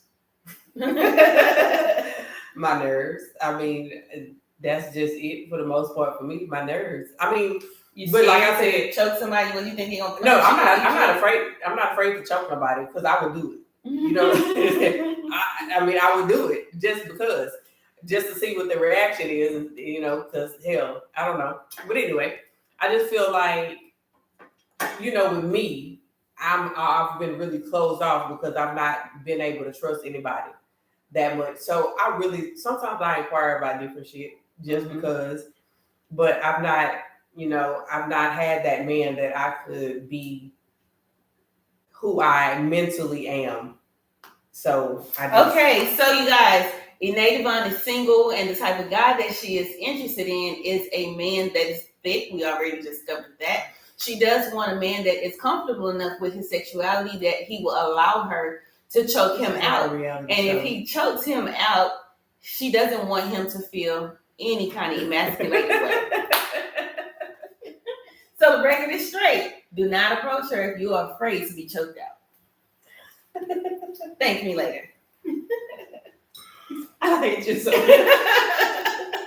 No, you don't. You love me. Oh my God. Okay, so I just want a guy to chime in and talk to us about, like, you know, his dating experiences, or, you know, dating somebody for the first date or whatever. Like, I also want to talk about the representative. Right. You know? So that's a big thing. Like, this is my thing. Let me take, and I say the same. I say this for me. Take me as I am. You know what I'm saying? Because I'm not going to change who I am again for anybody. You know, my thing is, I feel like who I am should suffice for a lot of men that are out there. So I'm not going to change who I am. I'm not going to change how I operate, anything like that. Now, let me reverse that. I can be better in some areas. I'm not perfect by no means. So I have areas of improvement that I can work on. So I will do that. So if I meet a man that's going to make me better, then I would do that, you know, but I'm not going to lose my voice. I'm not going to not speak my piece, or, you know, show my feelings or emotions. So if you're not that type of person that is affectionate or anything like that, and you don't want to be touched, you can touch your ass out the door, because I like using my hands. Right. You know what I'm saying? Like, so that would be the equally yoked thing. Like, it wouldn't benefit you to be with somebody who doesn't like to be touched when you like to touch people. Absolutely not. Like, I like my hands. My hands are soft. When they touch shit, you know, you feel it, and the whole nine. So, I mean, so at what stage on a date do you start discussing, like, your pet peeves or things that you enjoy? Okay. It's just like it has to just happen naturally to have that conversation. I think my biggest thing where I am now, I like to have face-to-face conversations. So we can talk on the phone every day, and I might not ask questions or say anything to you about certain things because I'd rather have a conversation in person. So when we sit here, and it's like when we're talking about you, where you want to be, where you want to go, and stuff like that, I want to be in your face, you know, having that conversation, because I want to see how genuine you are. And I might throw some curveballs in there and be like, okay, so, okay, so you saying you like that, but you really don't. And I'm gonna call you on it because I can see your expression when you giving me these answers. Right. So that's what I would prefer is to sit in, face to face with somebody. So a date is not. It doesn't have to be like we just going out to eat or whatever the case may be. I want to take my time to sit and a few times just take my time and let's discuss some random shit. Mm-hmm. You know what I'm saying? Like out of the blue, whatever we discuss, and see, that's how the perfect date planning goes. Like people need to put a little bit more thought and effort into dating because if you're trying to get to know somebody, you don't want to keep going to places that's really loud where you can't talk and have these deep discussions or communicate. So these picnics and these walks in the park, that's the perfect time to get that face-to-face interaction with somebody. But again, a lot of fellas are afraid of inviting women on these dates that genuinely don't cost money because so many women have made them feel like in order to date me, you're gonna have to spend money. So these guys are falling back. Right. So even like, okay, let's say the watching, we talked about the sitting in the house watching TV together type stuff. Mm-hmm. I think that's cool, but again, that don't leave room for conversation. Well, not if you're watching TV. Right. So if we're together and that's what we're doing, we chilling, we watching TV, we cuddling or whatever the case may be, we're not conversating. Mm-hmm. So we're not learning anything about each other except for we like to cuddle and watch TV type, you know what I'm saying? But even like on some of those phone calls, y'all should be able to cover a lot of ground. You at least like the TikTok I posted today in the group. You want to have a phone call with somebody and you should be able to ask them questions on the phone. But in my experience, look at your nipples. You know what I'm saying? I swear when I saw that TikTok, I was like, I gotta do it because this is so how dating in 2021 is. It don't take long for them to get to that, and that's why a lot of people get curved. That's why a lot of people get ghosted because you don't respect boundaries. Mm-hmm. Like if I have respect for myself, I demand that you have respect for me too. Like you shouldn't come at me and before the conversation is over, you have mentioned sex. And what fellas need to realize is y'all need to stop commenting on a person's body or like how sexy you think they are. If that's not your woman, you could throw a compliment out there, but try to compliment her on something other than her body type. Because at the end of the day, you're going to make that woman feel some kind of way because we're not going to stay looking like this forever. So if you make me feel like the only reason why you're interested in me is because you think I'm pretty or you think I'm fine, I'm going to feel some kind of way because as I get older, my face ain't going to look like this and my body not going to stay looking like this. So what else do you find attractive about me besides my outer appearance?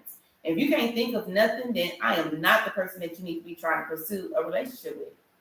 But that's how I am. But like I said, with me, it takes a certain type of man to be able to, because yeah, they're going to have to be able to have some thick skin to get past the jokes and the humor, and the bullying. I'm not a bully. Shut up. Okay, you're not a bully. No, I'm not a bully. But yeah, I mean, I don't know. I guess when time goes by, we'll figure things out. So okay, so about the representative, this is my question that I have, or maybe it's a statement, I don't know yet. But it's like with guys, and this is just, I just want to know, you have certain guys that want to date a certain type of woman. Okay. And in their mind, they feel like, oh, in order to date a woman like this, I've got to be this way, or I have to have this, or I have to have that. I want to know what makes a man think that if he is pretending to be this certain guy that he assumes that a certain type of woman wants in her life, how do you feel that their relationship is going to blossom if you're not even being yourself? You being who you think she wants you to be. But that never works. That never lasts. But we have so many people that do that. They send a representative, I'm gonna be everything that I think she wants me to be. Then this woman falls in love with this false person that you presented yourself to be. And it only lasts for so long. So do you blame yourself?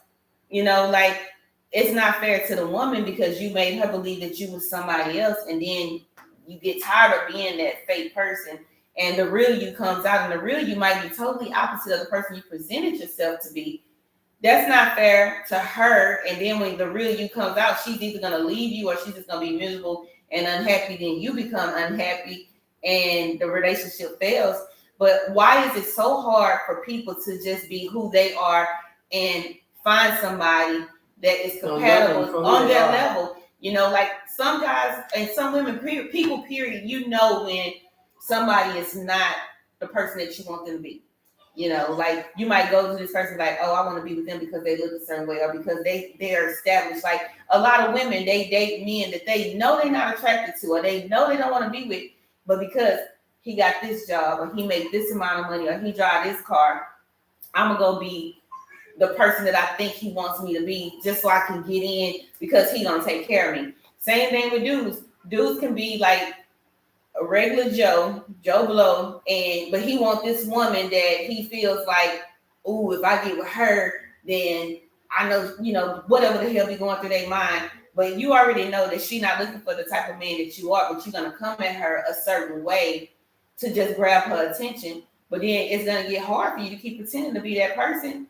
And then when you like, well, shit, I gotta be myself, and now she don't want you because you're not the person that you presented yourself to be. That's called a representative. And like I say, it usually doesn't last. So what is the point? Like, are we looking for temporary satisfaction? That's a good question. Because what exactly are you looking for? Or do they think that they can change that person? I don't know, but I think it's a complete waste of time. It is. It's a complete waste of time because I don't want look, like I say, I can sit at home by myself. So I'd rather know that I can be productive around my house or doing my business or something like that than to be wasting time with somebody that's not being their true self, somebody that we get months or a year or so down the line and I done wasted a whole goddamn 6 months to a year, whatever the case may be. And with now somebody. I'm back doing it again. Mm-hmm. Because I'm telling you, like, now dating now versus dating 10 years ago is completely different. You know, it's completely different. And to be honest, it's somewhat satisfying because it's like you have guys that are saying they're not wanting to BS. They're saying that they're really ready for love and they want a relationship and they're ready to, you know, for marriage or whatever. So it feels a little bit better, but at the same time, how much shit you got going on? You know, like, what are you doing? You know, 1 minute you're here, the next minute you're gone. 1 minute you're interested, the next minute you're not. Like, oh, I got time for you today, now I don't. You know, that type of stuff. When I tell people up front, like I said, hey, I have 2 kids. Like, my time is not always available. So when I have available time, like, I would like to make the most of it. And we go from there. Because if we make most of those times what I have available and there's good chemistry there, then maybe that time will become more available. You know, once it gets to the point where, you know what, okay, I think he may stick around, maybe he can come around the kids or whatnot, then we can extend the time that we have available. But if we can't get past, you know, the introductory, you know, phase, then what are we doing?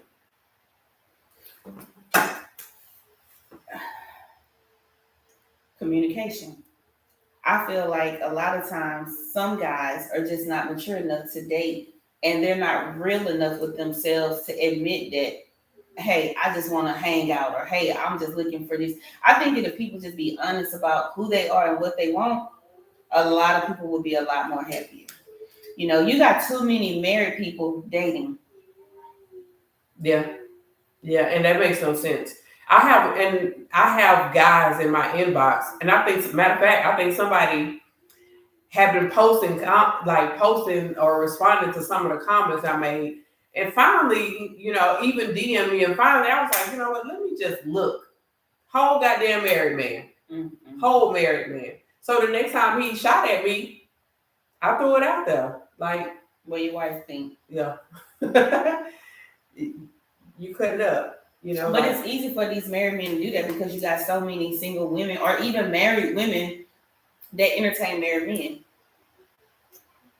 And it's like, who do you hold accountable? Do you hold a man accountable, or do you hold a woman that's trying to holler at him accountable? Me, I'm gonna say you hold a man accountable because he is the one who stood before God and promised to love and cherish his wife. So if the husband is out cheating with somebody else, check your husband because he's the one who is committed to you. Right. That woman might not necessarily know that he's married, and she might do know he's married and don't even care, but she ain't the one that made the bond with him. He made that bond with you. I never agreed to, when a woman or a man, when you're in a relationship and somebody's cheating, that you check the other person. Right. Unless the other person is your friend and she knew that you was in a relationship with that person. But other than that, even still with that, you check your man first. I'm not going to go check the woman if I ain't checking my husband first. Yeah. I mean, but it's crazy because there's still women out there that really just don't give a shit. Like I said, that's what, when I draw the line in my last one, it was like he had his faults, but she was going above and beyond, to pop back Pursue up. Yeah, she was really. Oh, she was disrespectful. She was very disrespectful. But my thing is, at the end of the day, I always tell people, first of all, I'm grown as hell. I'm not supposed to stoop to your level. And if you want it that bad, I'm going to give it to you. I just cannot imagine being in a relationship this day and age and having to deal with another woman. Like, I say it all the time. I don't condone cheating. Cheating is a deal breaker for me. Like I'm one of those hopeless romantic type people, right? Like, I love being in love. I love love. I love relationships. Like, I love to see people win. I love to see people happy in their marriages and stuff. And that's something that I want for myself. I want a long-lasting, loving relationship that, involves marriage. But I just cannot see me being with somebody that has committed their life to me, loving me, and never hurting me. Like, even if you thought that you would never get caught, and you cheat on me, it's like you didn't think about me because you know that cheating on me is something that I will not tolerate, but you did it anyway and took a gamble. Mm-hmm. And at losing me. Losing everything. I'm not even going to say me, losing everything that we've tried to rebuild. Right. So, yeah. And even with people knowing that it's really not, it's a lot of damaged people that's out there. And a lot of men, they like to put it on women and say that the women are damaged, or that's why they're single because of this, and that. But then you have the women saying, well, these dudes are toxic. I think everybody got some issues and have some flaws, and people need to stop pointing fingers and they need to start looking in the mirror at themselves. Because if you're steady having, problems in your relationship, again, you might need to sit back and look at yourself. Even when you are attracting a certain type of woman or a certain type of man, you need to look at yourself to see what's going on with me that I'm attracting these type of people. So you might have to change your image up, So, like on the show that we were talking about, what's his dude name? Tommy Miles, something. His last name Miles. But anyway, he's a host on a few different shows. Mm-hmm. But anyway, what he did, like when they got down to like these bottom six or bottom, three couples or whatever the case may be, he made them switch the person that they were into. This is on one of these game shows? No, that's what I was talking about. Ready for Love? Okay, Ready for Love. Oh, Ready for Love. So he was like, well, whoever the guy that you're most interested in, go to the one that you're least interested in. Mm-hmm. And go out on a date with the person that you're least interested in. And you said you like this one.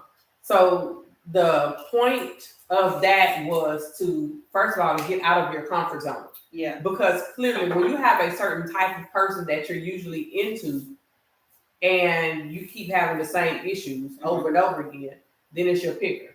You know what I'm saying? So it's like, do you realize that this person is like the last person or like the last person and stuff like that? So when do you come out of your comfort zone? Because like, there's people out there that's like, you know what, I like the nigga with a little thug in him. You know what I'm saying? Like that, like you say, tipping on fofos type stuff and ride and slab and do this and do that, dope boys or whatever. Mm-hmm. But you keep getting the same result from them type of people. So when you go outside of that. Just like I said, I know what I've come to grips is my next guy he might not be the height that I want him to be. I know I'm gonna have to come out of that height. If you in Texas, I'm telling you, you're gonna have to sacrifice on that. My dude might not be 6 feet. I mean, so I've already come to accept that, you know, so I'm not concerned with a height. How tall are you? 5'9". Okay. So I'm not get you a 5'9", 5'10" one. You know, it ain't a lot of tall ones that's good men.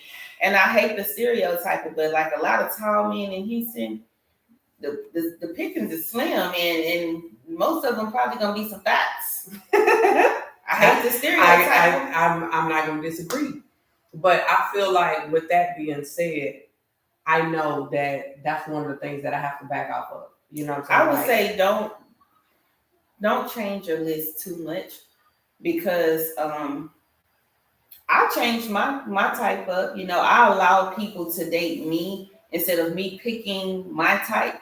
So like I remember before in my past, you know, I prayed and I asked God, I say, you know, maybe you need to take these shades off of me, these blinders, because maybe the person that you have built for me or created for me is coming in a different package than what I'm attracted to or what I'm used to dating. Yeah. And, you know, when you feel my heart is ready for love, show me this person to where I can see them and know that they are the right one.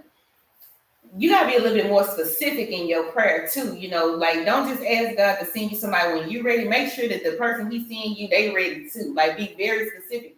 But the reason I'm saying this is that I've lowered my standards into dating somebody that wasn't necessarily my type, and they still turn out to be an asshole. So for me, I'm not settling. When I date somebody, he gonna look and be exactly what I'm looking for. I'm not making no sacrifice. Like I got a man now, and he is gorgeous to me. But see, that's the thing. But once you into a person, they do, you know. And No. He was cute saying. before I got into him. Because I've done that. Dated somebody that I wasn't attracted to, but because he treated me so special, I didn't see what I wasn't attracted to in him anymore. But the person that I am now, that didn't used to think like that, but because I've been hurt by somebody that I'm not attracted to, I be like, well, shit. This kind of like the memes you said. I'd rather get my heart broke by a rich nigga in Dubai than to get my heart broken by a nigga that's broke. You know what I'm saying? Like, I just, it's certain things that I'm not going to sacrifice on. Like, I want my man to look a certain way, act a certain way, be a certain way. And I have the right, just like you have the right to say, well, I want somebody who have kids. I want somebody who is this and that's that. You make your decision how you want to make your decision because it's your life. And why settle? You don't have to settle for anything. You might be somebody who got 15 kids and say, I don't want to date a man who have children. You have a right to say that. I know a woman that had a child and said she didn't want to date nobody with kids. And guess what? She did not date nobody who had kids. I don't want nobody that want extra kids. I'm not having no kids. I'm not having no more kids. So if you want to have kids, don't date you. They're definitely not for me. But hey, you know, we don't know what the good Lord say, because if God wants you to have another baby, you're gonna have another baby. And the devil is a lie. You rebuke it. Fuck that shit. Nope. I'm not having not a now another. I'm not doing it. I can understand. I can definitely understand your sense. But I mean, like, it wouldn't be too hard for you to have them because your youngest ones are little anyway. They're potty trained, so it's not like you got multiple Pampers or anything that you would have to buy. Just Pampers for the new baby, and the little two kids can help you. I don't know who you trying to convince. Girl, please. Baby? I'm just saying. You still young. Are you even 40 yet? Girl, I am 42. I'm not having no kids. Well, I'm just saying, you just never know. Don't say what you're not gonna do, because you don't know what God has in store for you. I'm not gonna have no more kids. Okay. Okay. That ain't happening. So, future husband, understand that we're not having no more babies. I got 2 little ones. You can have what you got. We can be a blended family. I'm not having no more kids. We can pretend and practice all day for the rest of our life. But I'm not having no more. Not happening. Not a chance in hell. I want to go back to, before we end our live today, I want to go back to the topic about the modernized dating. Now, a lot of men feel like women want to be, you know, a man that's going to take care of them, that's going to pay the bills, that's going to be the provider, the protector, the leader. But then they still want to go out and they want to do what they want to do, blah, blah, blah, blah, whatever. But then also, men, they want, in my opinion, I feel like men talk a good game and they say, well, I want a woman that's going to bring something to the table. I want a woman that's going to do this and do that. But in reality, these men, they want an old school woman. They want the woman that's gonna be home, that's gonna take care of the kids, that's gonna, you know, he bring home the paycheck and she handles everything. Okay. A lot of men secretly want that, but then they also want to be able to brag and be like, yeah, my woman go to work, my woman do this, my woman do that. They send out these mixed signals. Okay, so I'm gonna tell you from what I've seen, and this is on several occasions. So I say I want a traditional man, like for my man to go to work and take care of home, and I don't want to necessarily clock in nowhere, but I want to still be able to make money. Okay. But what I do notice is that those that have wives that strictly stay at home and they make all of the money and pay all of the bills, they're fucking cheaters. Who's cheaters? The men? The men. They're cheaters. And they feel like their mentality is, you can't tell me what the fuck I can and cannot do because I pay the bills. I run this. This is mine. And that's why I got a problem at. Because that's one thing I'm not gonna do. So that's where the problem comes in at with these modern women, because I'm not supposed to put myself in a position to where you fuck me. You know what I'm saying? Like, okay, you want to take in everything, and then when I say I'm not supposed to deal with you cheating on me, then means you feel like you're gonna throw me to the curb. That's okay, baby. I'm ready. You know, and that's the thing. Like, now women have to be ready for that downfall and be prepared in case that shit happens. Because my thing is, I'm not gonna tolerate cheating. I've tolerate Shani O'Neal and put that money to the side like she was doing Shaq. Baby, I've dealt with cheating. I've dealt with it, and I'm not doing that shit no more. Because my thing is, at the end of the day, again, when I say what I bring to the table, even if I don't have a goddamn job, I'm gonna say I don't have a job.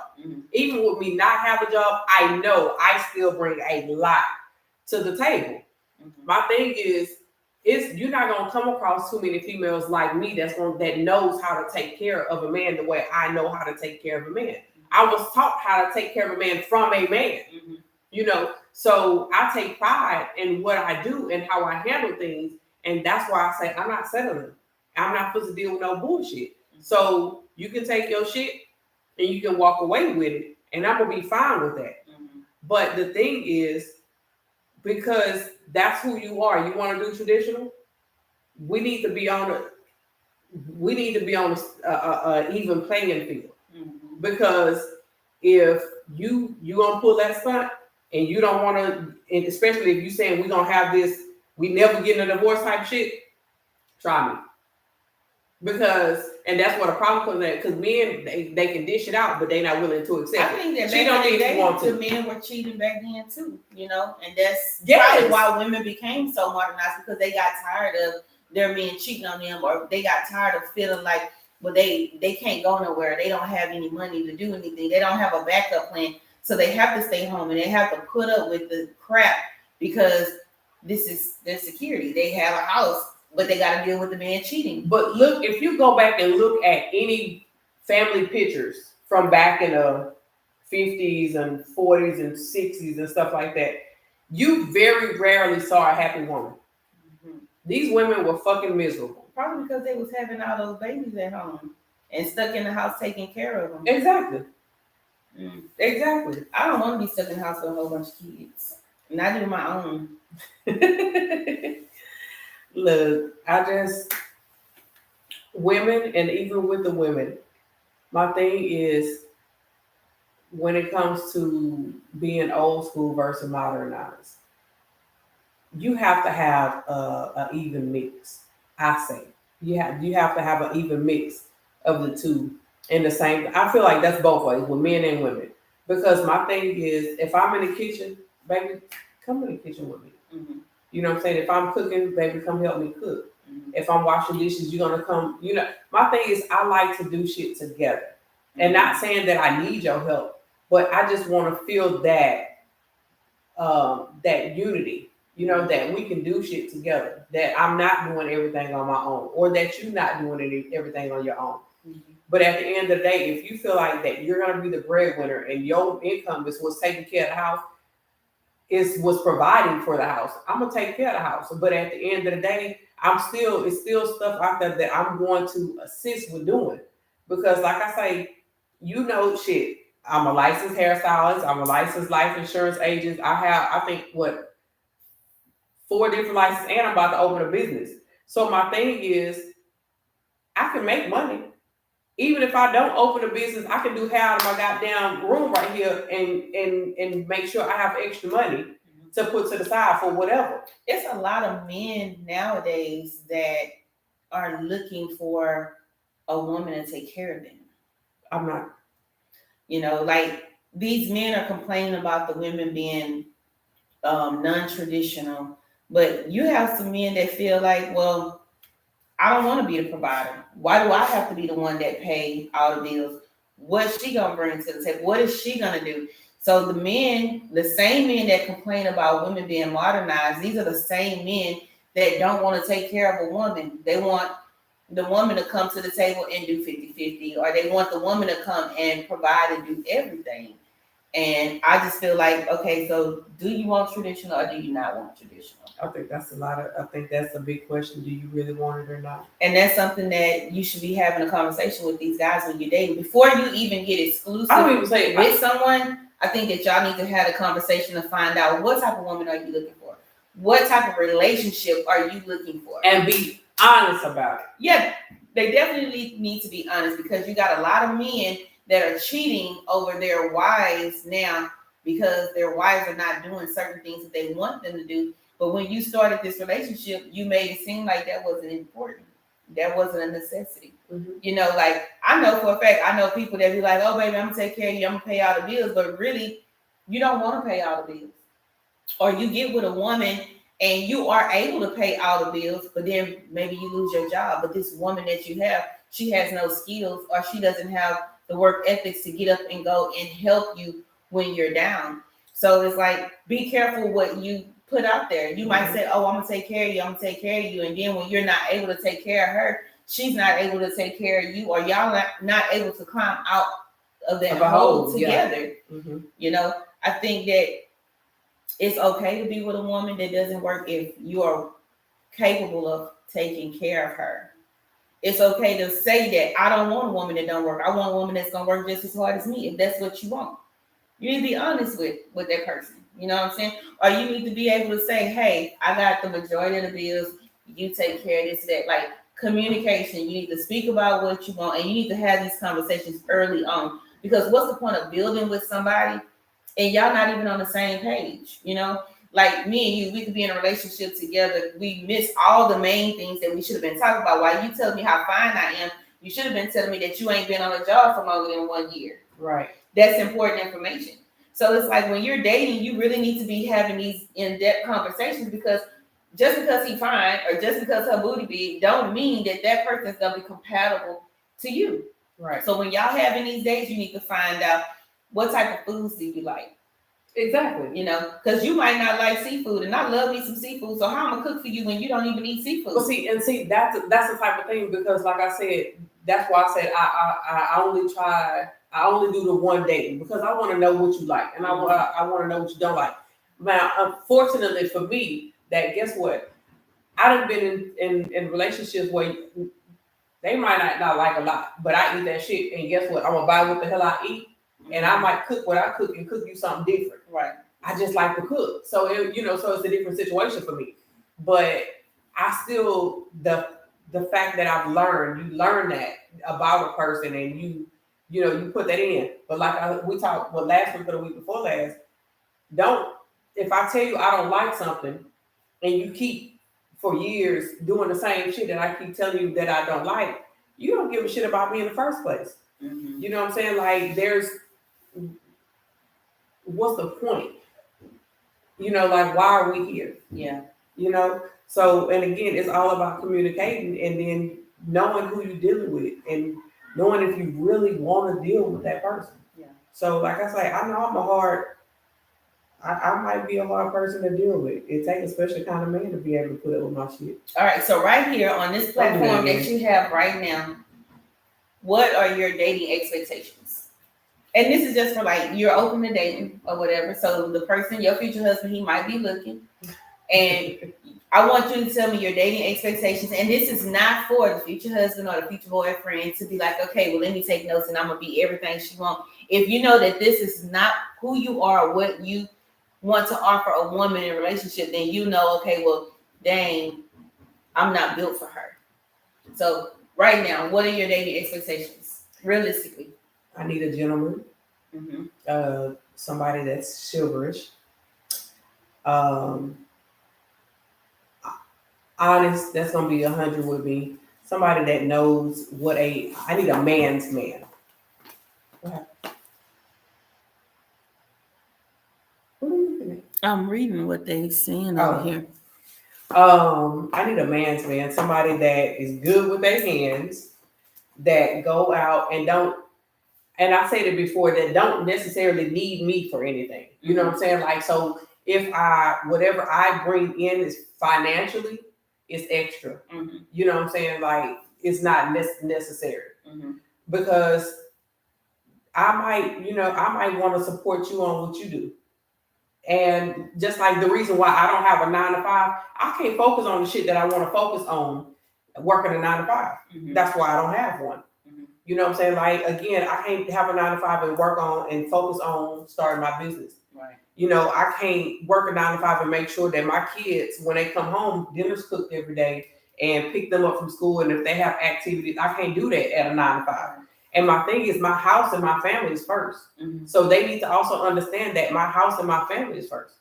And with me being young, or with my kids being young, that's my number one priority. Right. So also understand that at the end of the day, when I make time, or if I have time and I make time for you, I need you to be on it. Because if I get stood up, then like I'm not supposed to put too much effort into making time no more. If I get stood up, it's a wrap. So I don't know, but like I say, at the end of the day, I'm really just I'm chilling. I'm just chilling. I'm not really focused on being in a relationship. I would like to be. I'm ready, but I'm just shit. Let it happen the way it happened. Okay. I can appreciate that.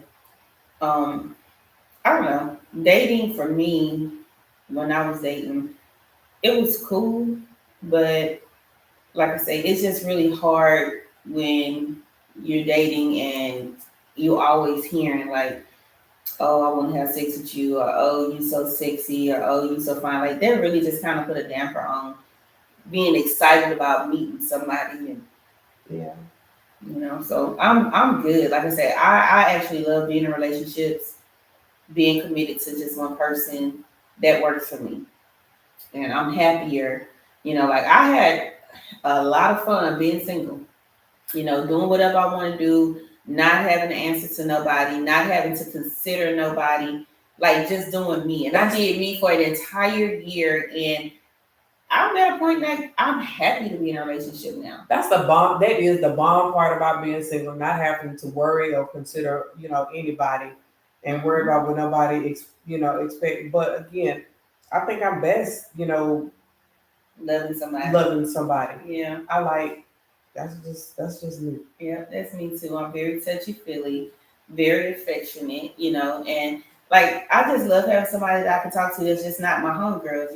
I be talking to my homegirls and that's cool or whatever, but I want to snuggle up and sniff on my man. And, girl, I got a thing for sniffing. Like I just want to sniff on him, be up under him, talk to him, and just I'm just a relationship person. And it's not for everybody, and I'm not for everybody. But I one thing that I don't appreciate, I don't like when you have so many independent women that try to make other women feel bad for wanting to be in a relationship. Yeah, like that old, oh, you can't be by yourself type shit. No, baby, I done been by myself for a long ass time. Like, I done been 7 years, no man, no. So, with that being said, I know what it's like being by myself. And at the point where, at the age I am right now, I don't want to be. I don't feel like I need to be. Yeah. I mean, it's a preference. Just like it is okay to be by yourself. And I don't like when people try to make you feel bad because you're by yourself or you okay or want to be. Like, everybody don't want to be married.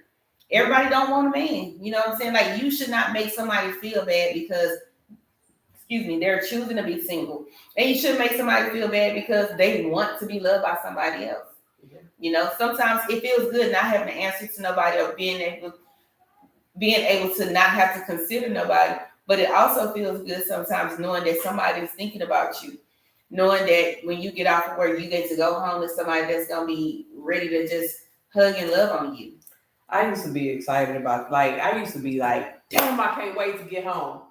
And then it got to the point where I was like, man, I hope that motherfucker not home when I get there. You know, but I was excited to come home to my kids, but I was like, literally before I got home was praying that other person went out. And I don't want to do that. I want somebody that I want to always be happy to go home to. But you know, every day is not going to be a happy day. And that's why communication is big. You have to let that person know what they did. And in the beginning of your dating stages, if you know who you are, you know what your triggers are, you know what a person can do to ruffle your feathers. You also need to know what a person can do to unruffle. So like in your dating stages, if me and you are dating, I'm like, okay, what are your pet peeves? What are the things that upset you? When you're upset, do you need space? Do you need me to leave you alone? Do you need me to come give you some hugs and kisses? What makes you feel better when you're upset? Because I don't know you right now. We're getting to know each other, but you can help me out by telling me, or I can just kind of figure it out on my own. But why should I have to figure it out on my own? You can just open your mouth and say, hey, when I'm mad, just don't even talk to me. Leave me alone.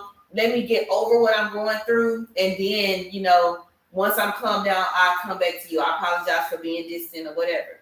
Or when I'm upset, I'm a big baby. Like, I need you to come cuddle me. I need you to come kiss on me and tell me, hey, it's going to be better. When I'm mad, I need some ice cream. You know, bring me a Snickers. I think that if you could just have those type of conversations with the person that you're dating, that can eliminate a lot of uncertainty. Yeah. You know, like, just talk. I just think, and see, that's one of the biggest things, like, for me, like, if we're in a messed up place, and you can come, for one, if you know you did some fuck shit, apologize for what you did. Yeah. And I think that's a lot of things. Like, men, it's like, it's just so hard. It's like it rips their soul out of them if they apologize for anything. But they say the same thing about women. They say a woman don't want to apologize, a woman don't want to admit. And I've heard that so often that it must be true, but I'm not like that. If you tell me that I did something that you didn't like, even if I didn't mean to do it and I did it again, like, I'm sorry. Like, I would never do anything to purposely hurt you on purpose if I care about you. Right. And see, that's my thing, because honestly, if I'm upset with you and I tell you why you're upset, if you don't let that process and you can come back to me and say, okay, I apologize, I understand why you took this the way, you know, you did, or why this, you know, this happened, whatever the case may be. That right there in itself, for me, it's like a, okay, good. You know what I'm saying? Like, something that simple for me. We ain't got you walking away, or you want to leave the house and sleep on the couch. Man, fuck you. I don't have time for that. That's just stupid to me. Like, let's talk about it, because, like I say, something I don't do grudges. I don't want to hold a grudge. I don't want to be mad. I don't want to go to sleep mad because I'm gonna wake up mad. You know what I'm saying? Like, I don't want to go through that. So guess what? Come and talk to me.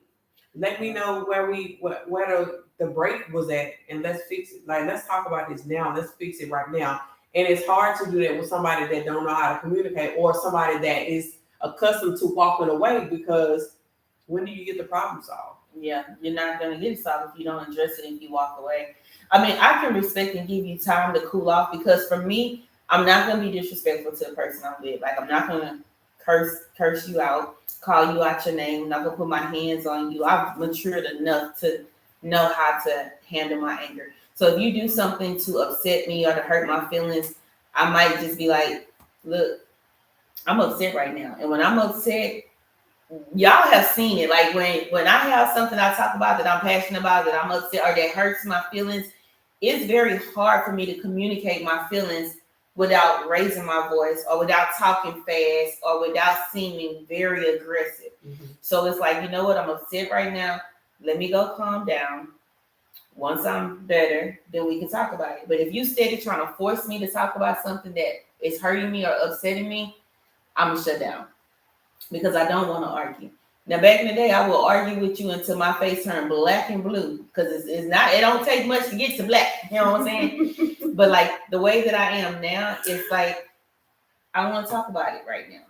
I'm upset. But if you did something to upset me and you're apologizing, I think that I'm mature enough to be like, okay, but still, I'm gonna tell you from the beginning when I'm upset, my tone is a lot different. I can't talk normal speed and I can't talk at a respectable tone. So it's best to just kind of leave me alone and let me calm down and then we can talk about it. Because I don't want to add fuel to the fire and now I don't piss you off because you pissed me off and now we both mad. I don't want to be mad. I don't want you to be mad. Like I really want a happy, loving relationship. And in order to have a happy, loving relationship, you have to know the person that you're with. You have to know their triggers. You're gonna have to know what upsets them. You have to know how they act when they are upset.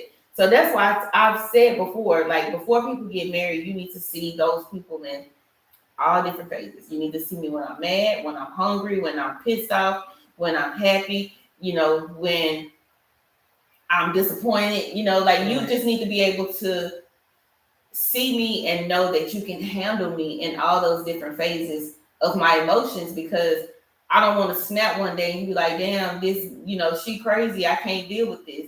So that's why it's important to take your time in a relationship. So, this is the real OG. Okay. It says 1 of 10 people to share and comment within the first 30 minutes will be cash apped by me. Good luck. Okay, so did anybody comment? He just posted it. Okay. Let me go to the group and see. So, but I don't know. I just think that's a communication is really, really, really big. It's huge. It's really huge. I don't see that. It's in the group. It might be on my page. Yeah, it must be in the group. I don't know. But it's But the group live is tagged doesn't in come it too, up though. top for me. Hmm? The group, the live doesn't come up on top for me in the group. Oh well. I don't know why I'm singing that part. All right, so we have 5 minutes. If anyone would like to share any comments, thoughts, concerns, if you have any questions that you would like to ask myself or Ine Divine, now is your time. We have 5 minutes to spare before we log off. Any questions, comments, concerns? I don't see no comments on this live.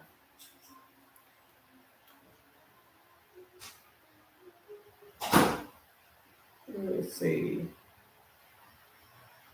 Oh, it's already there. You got 2 likes.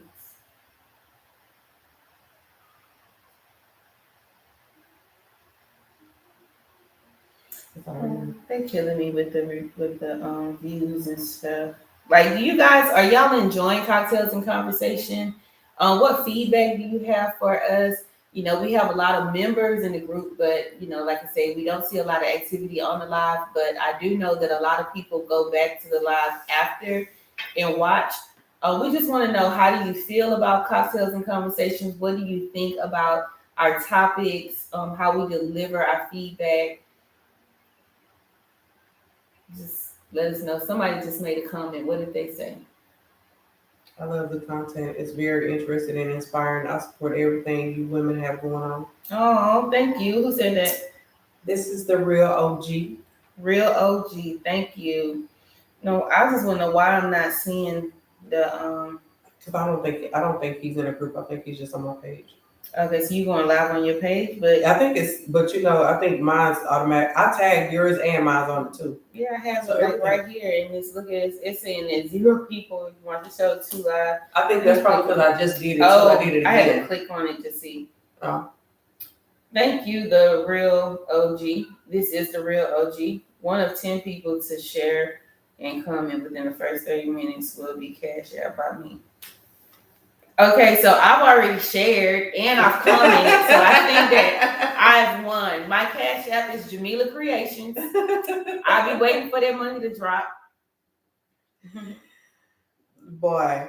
But we're gonna go ahead and call it a night. So what we're gonna do this week is we're gonna go ahead and do a suggestion, give you guys an opportunity to determine what our next topic will be for next week. We would like to have it as soon as or by Monday, the latest. So hopefully within. Now, another thing, we have a lot. We enjoy all of the comedy, all of the memes of what about whatever y'all post. We get a lot of crazy posts about sex. And I'm gonna tell y'all, Facebook almost shut us down. Yeah, I've been seeing that. They almost got me. Because somebody posted something, I said I'm gonna kick your ass. So they went and put on there that I was violating because I was being violent. So y'all know again, I'm very direct. So we want to be careful about some of the stuff we post. We done had about 4 people in jail for making certain posts on our page. So y'all want to be careful about what y'all posting on some of the comments and make sure that it's not too much over the top. Mm-hmm. So again, before we log off, we want you guys to shoot some ideas our way of what you want the next topic to be. We're gonna post a poll to see what we're gonna talk about next week. And also, we do have some things in mind. Again, we want to thank the people that came out to our meet and greet this past weekend. We had a really good time. I understand that the weather was bad, and I'm gonna use that as an excuse to why more of you guys did not show up. But the people that did show up, we really appreciate you so much for showing us love and support and coming out. And we do have some other things in mind going forward. We will, because I know one of the biggest issues for a lot of people is it was the location. We are currently looking for a centralized location to have people so that we can have more people to participate in our events. Because again, we want to do some different stuff coming up. So we are looking for another location versus having everybody to come coming to the north side. We will have a singles mixer coming up. Now, to all my singles, we want to get you guys together. We will be. We will probably be doing tickets for the singles mixer. But look, we're gonna have a ball. We want to blow it up. We want y'all to do the singles meet and greet, meet somebody, ask questions, talk, communicate. Ask plenty of questions, communicate. We're gonna do it. We're gonna over here play matchmaker for some of y'all. So we definitely need to do tickets. That way we can make sure that we have the right head count and everything. And we want to make sure we have tables. We get tables. Yeah. So yeah. And we need to make sure that we have enough people because we're gonna want to make sure that y'all walk away with something. So we're gonna do tickets. That way we can have a confirmed head count. But we will give you information leading up to it. But we do want to do a lot more hands-on participation in the group. It's not just going to be a Facebook group. We want to have mixes to where we all can come out and meet each other in person and put faces to the names that we have and just have a good time. And please, I made a huge mistake this weekend. One of our members came out and I thought he was somebody else. I apologize. So we probably gonna do name tags. Yeah. We will probably do name tags or something. But I was very embarrassed, but I apologize to him. And I think he's okay. He's a stronger one. He's okay. But yeah, I didn't feel good about it myself. But we want to make sure that we know who who we meet in person, who we talking to, who's on our page, and the whole nine. And I want y'all to understand that we have people not just here in the U.S. We have people everywhere. I mean, we've approved people that are in Brazil, in Nigeria, in Italy. Like, we have people all over the place. Our group is only almost at 800, but they are all over. And we want to keep doing that. So, guys, please feel free to share, invite, whatever the case may be. Let's go ahead Definitely share. and get our group up. Yeah, I'm trying to get us on TV. That's my goal. But yeah, we appreciate you guys. We thank you. We thank you. We thank you. We thank you so much for your continued support. We thank you for joining our live. We thank you for your participation in the group. And we thank you for sharing our group information and inviting different members. I love when I go in and I see that this person invited this and this and this and that person. So continue to share, continue to post, and continue to be open, honest, and real about everything that you're commenting on. That's the only way that we can grow as individuals. And remember, we are a no judgment zone. No judgment zone. Like, No judgment. you do what makes you happy, because it's your life and you only have one life to live. So live your best life and don't worry about nobody else. So thank you guys. We will see you guys next week and throughout the week on our posts. We love y'all. Have a good night. Good night.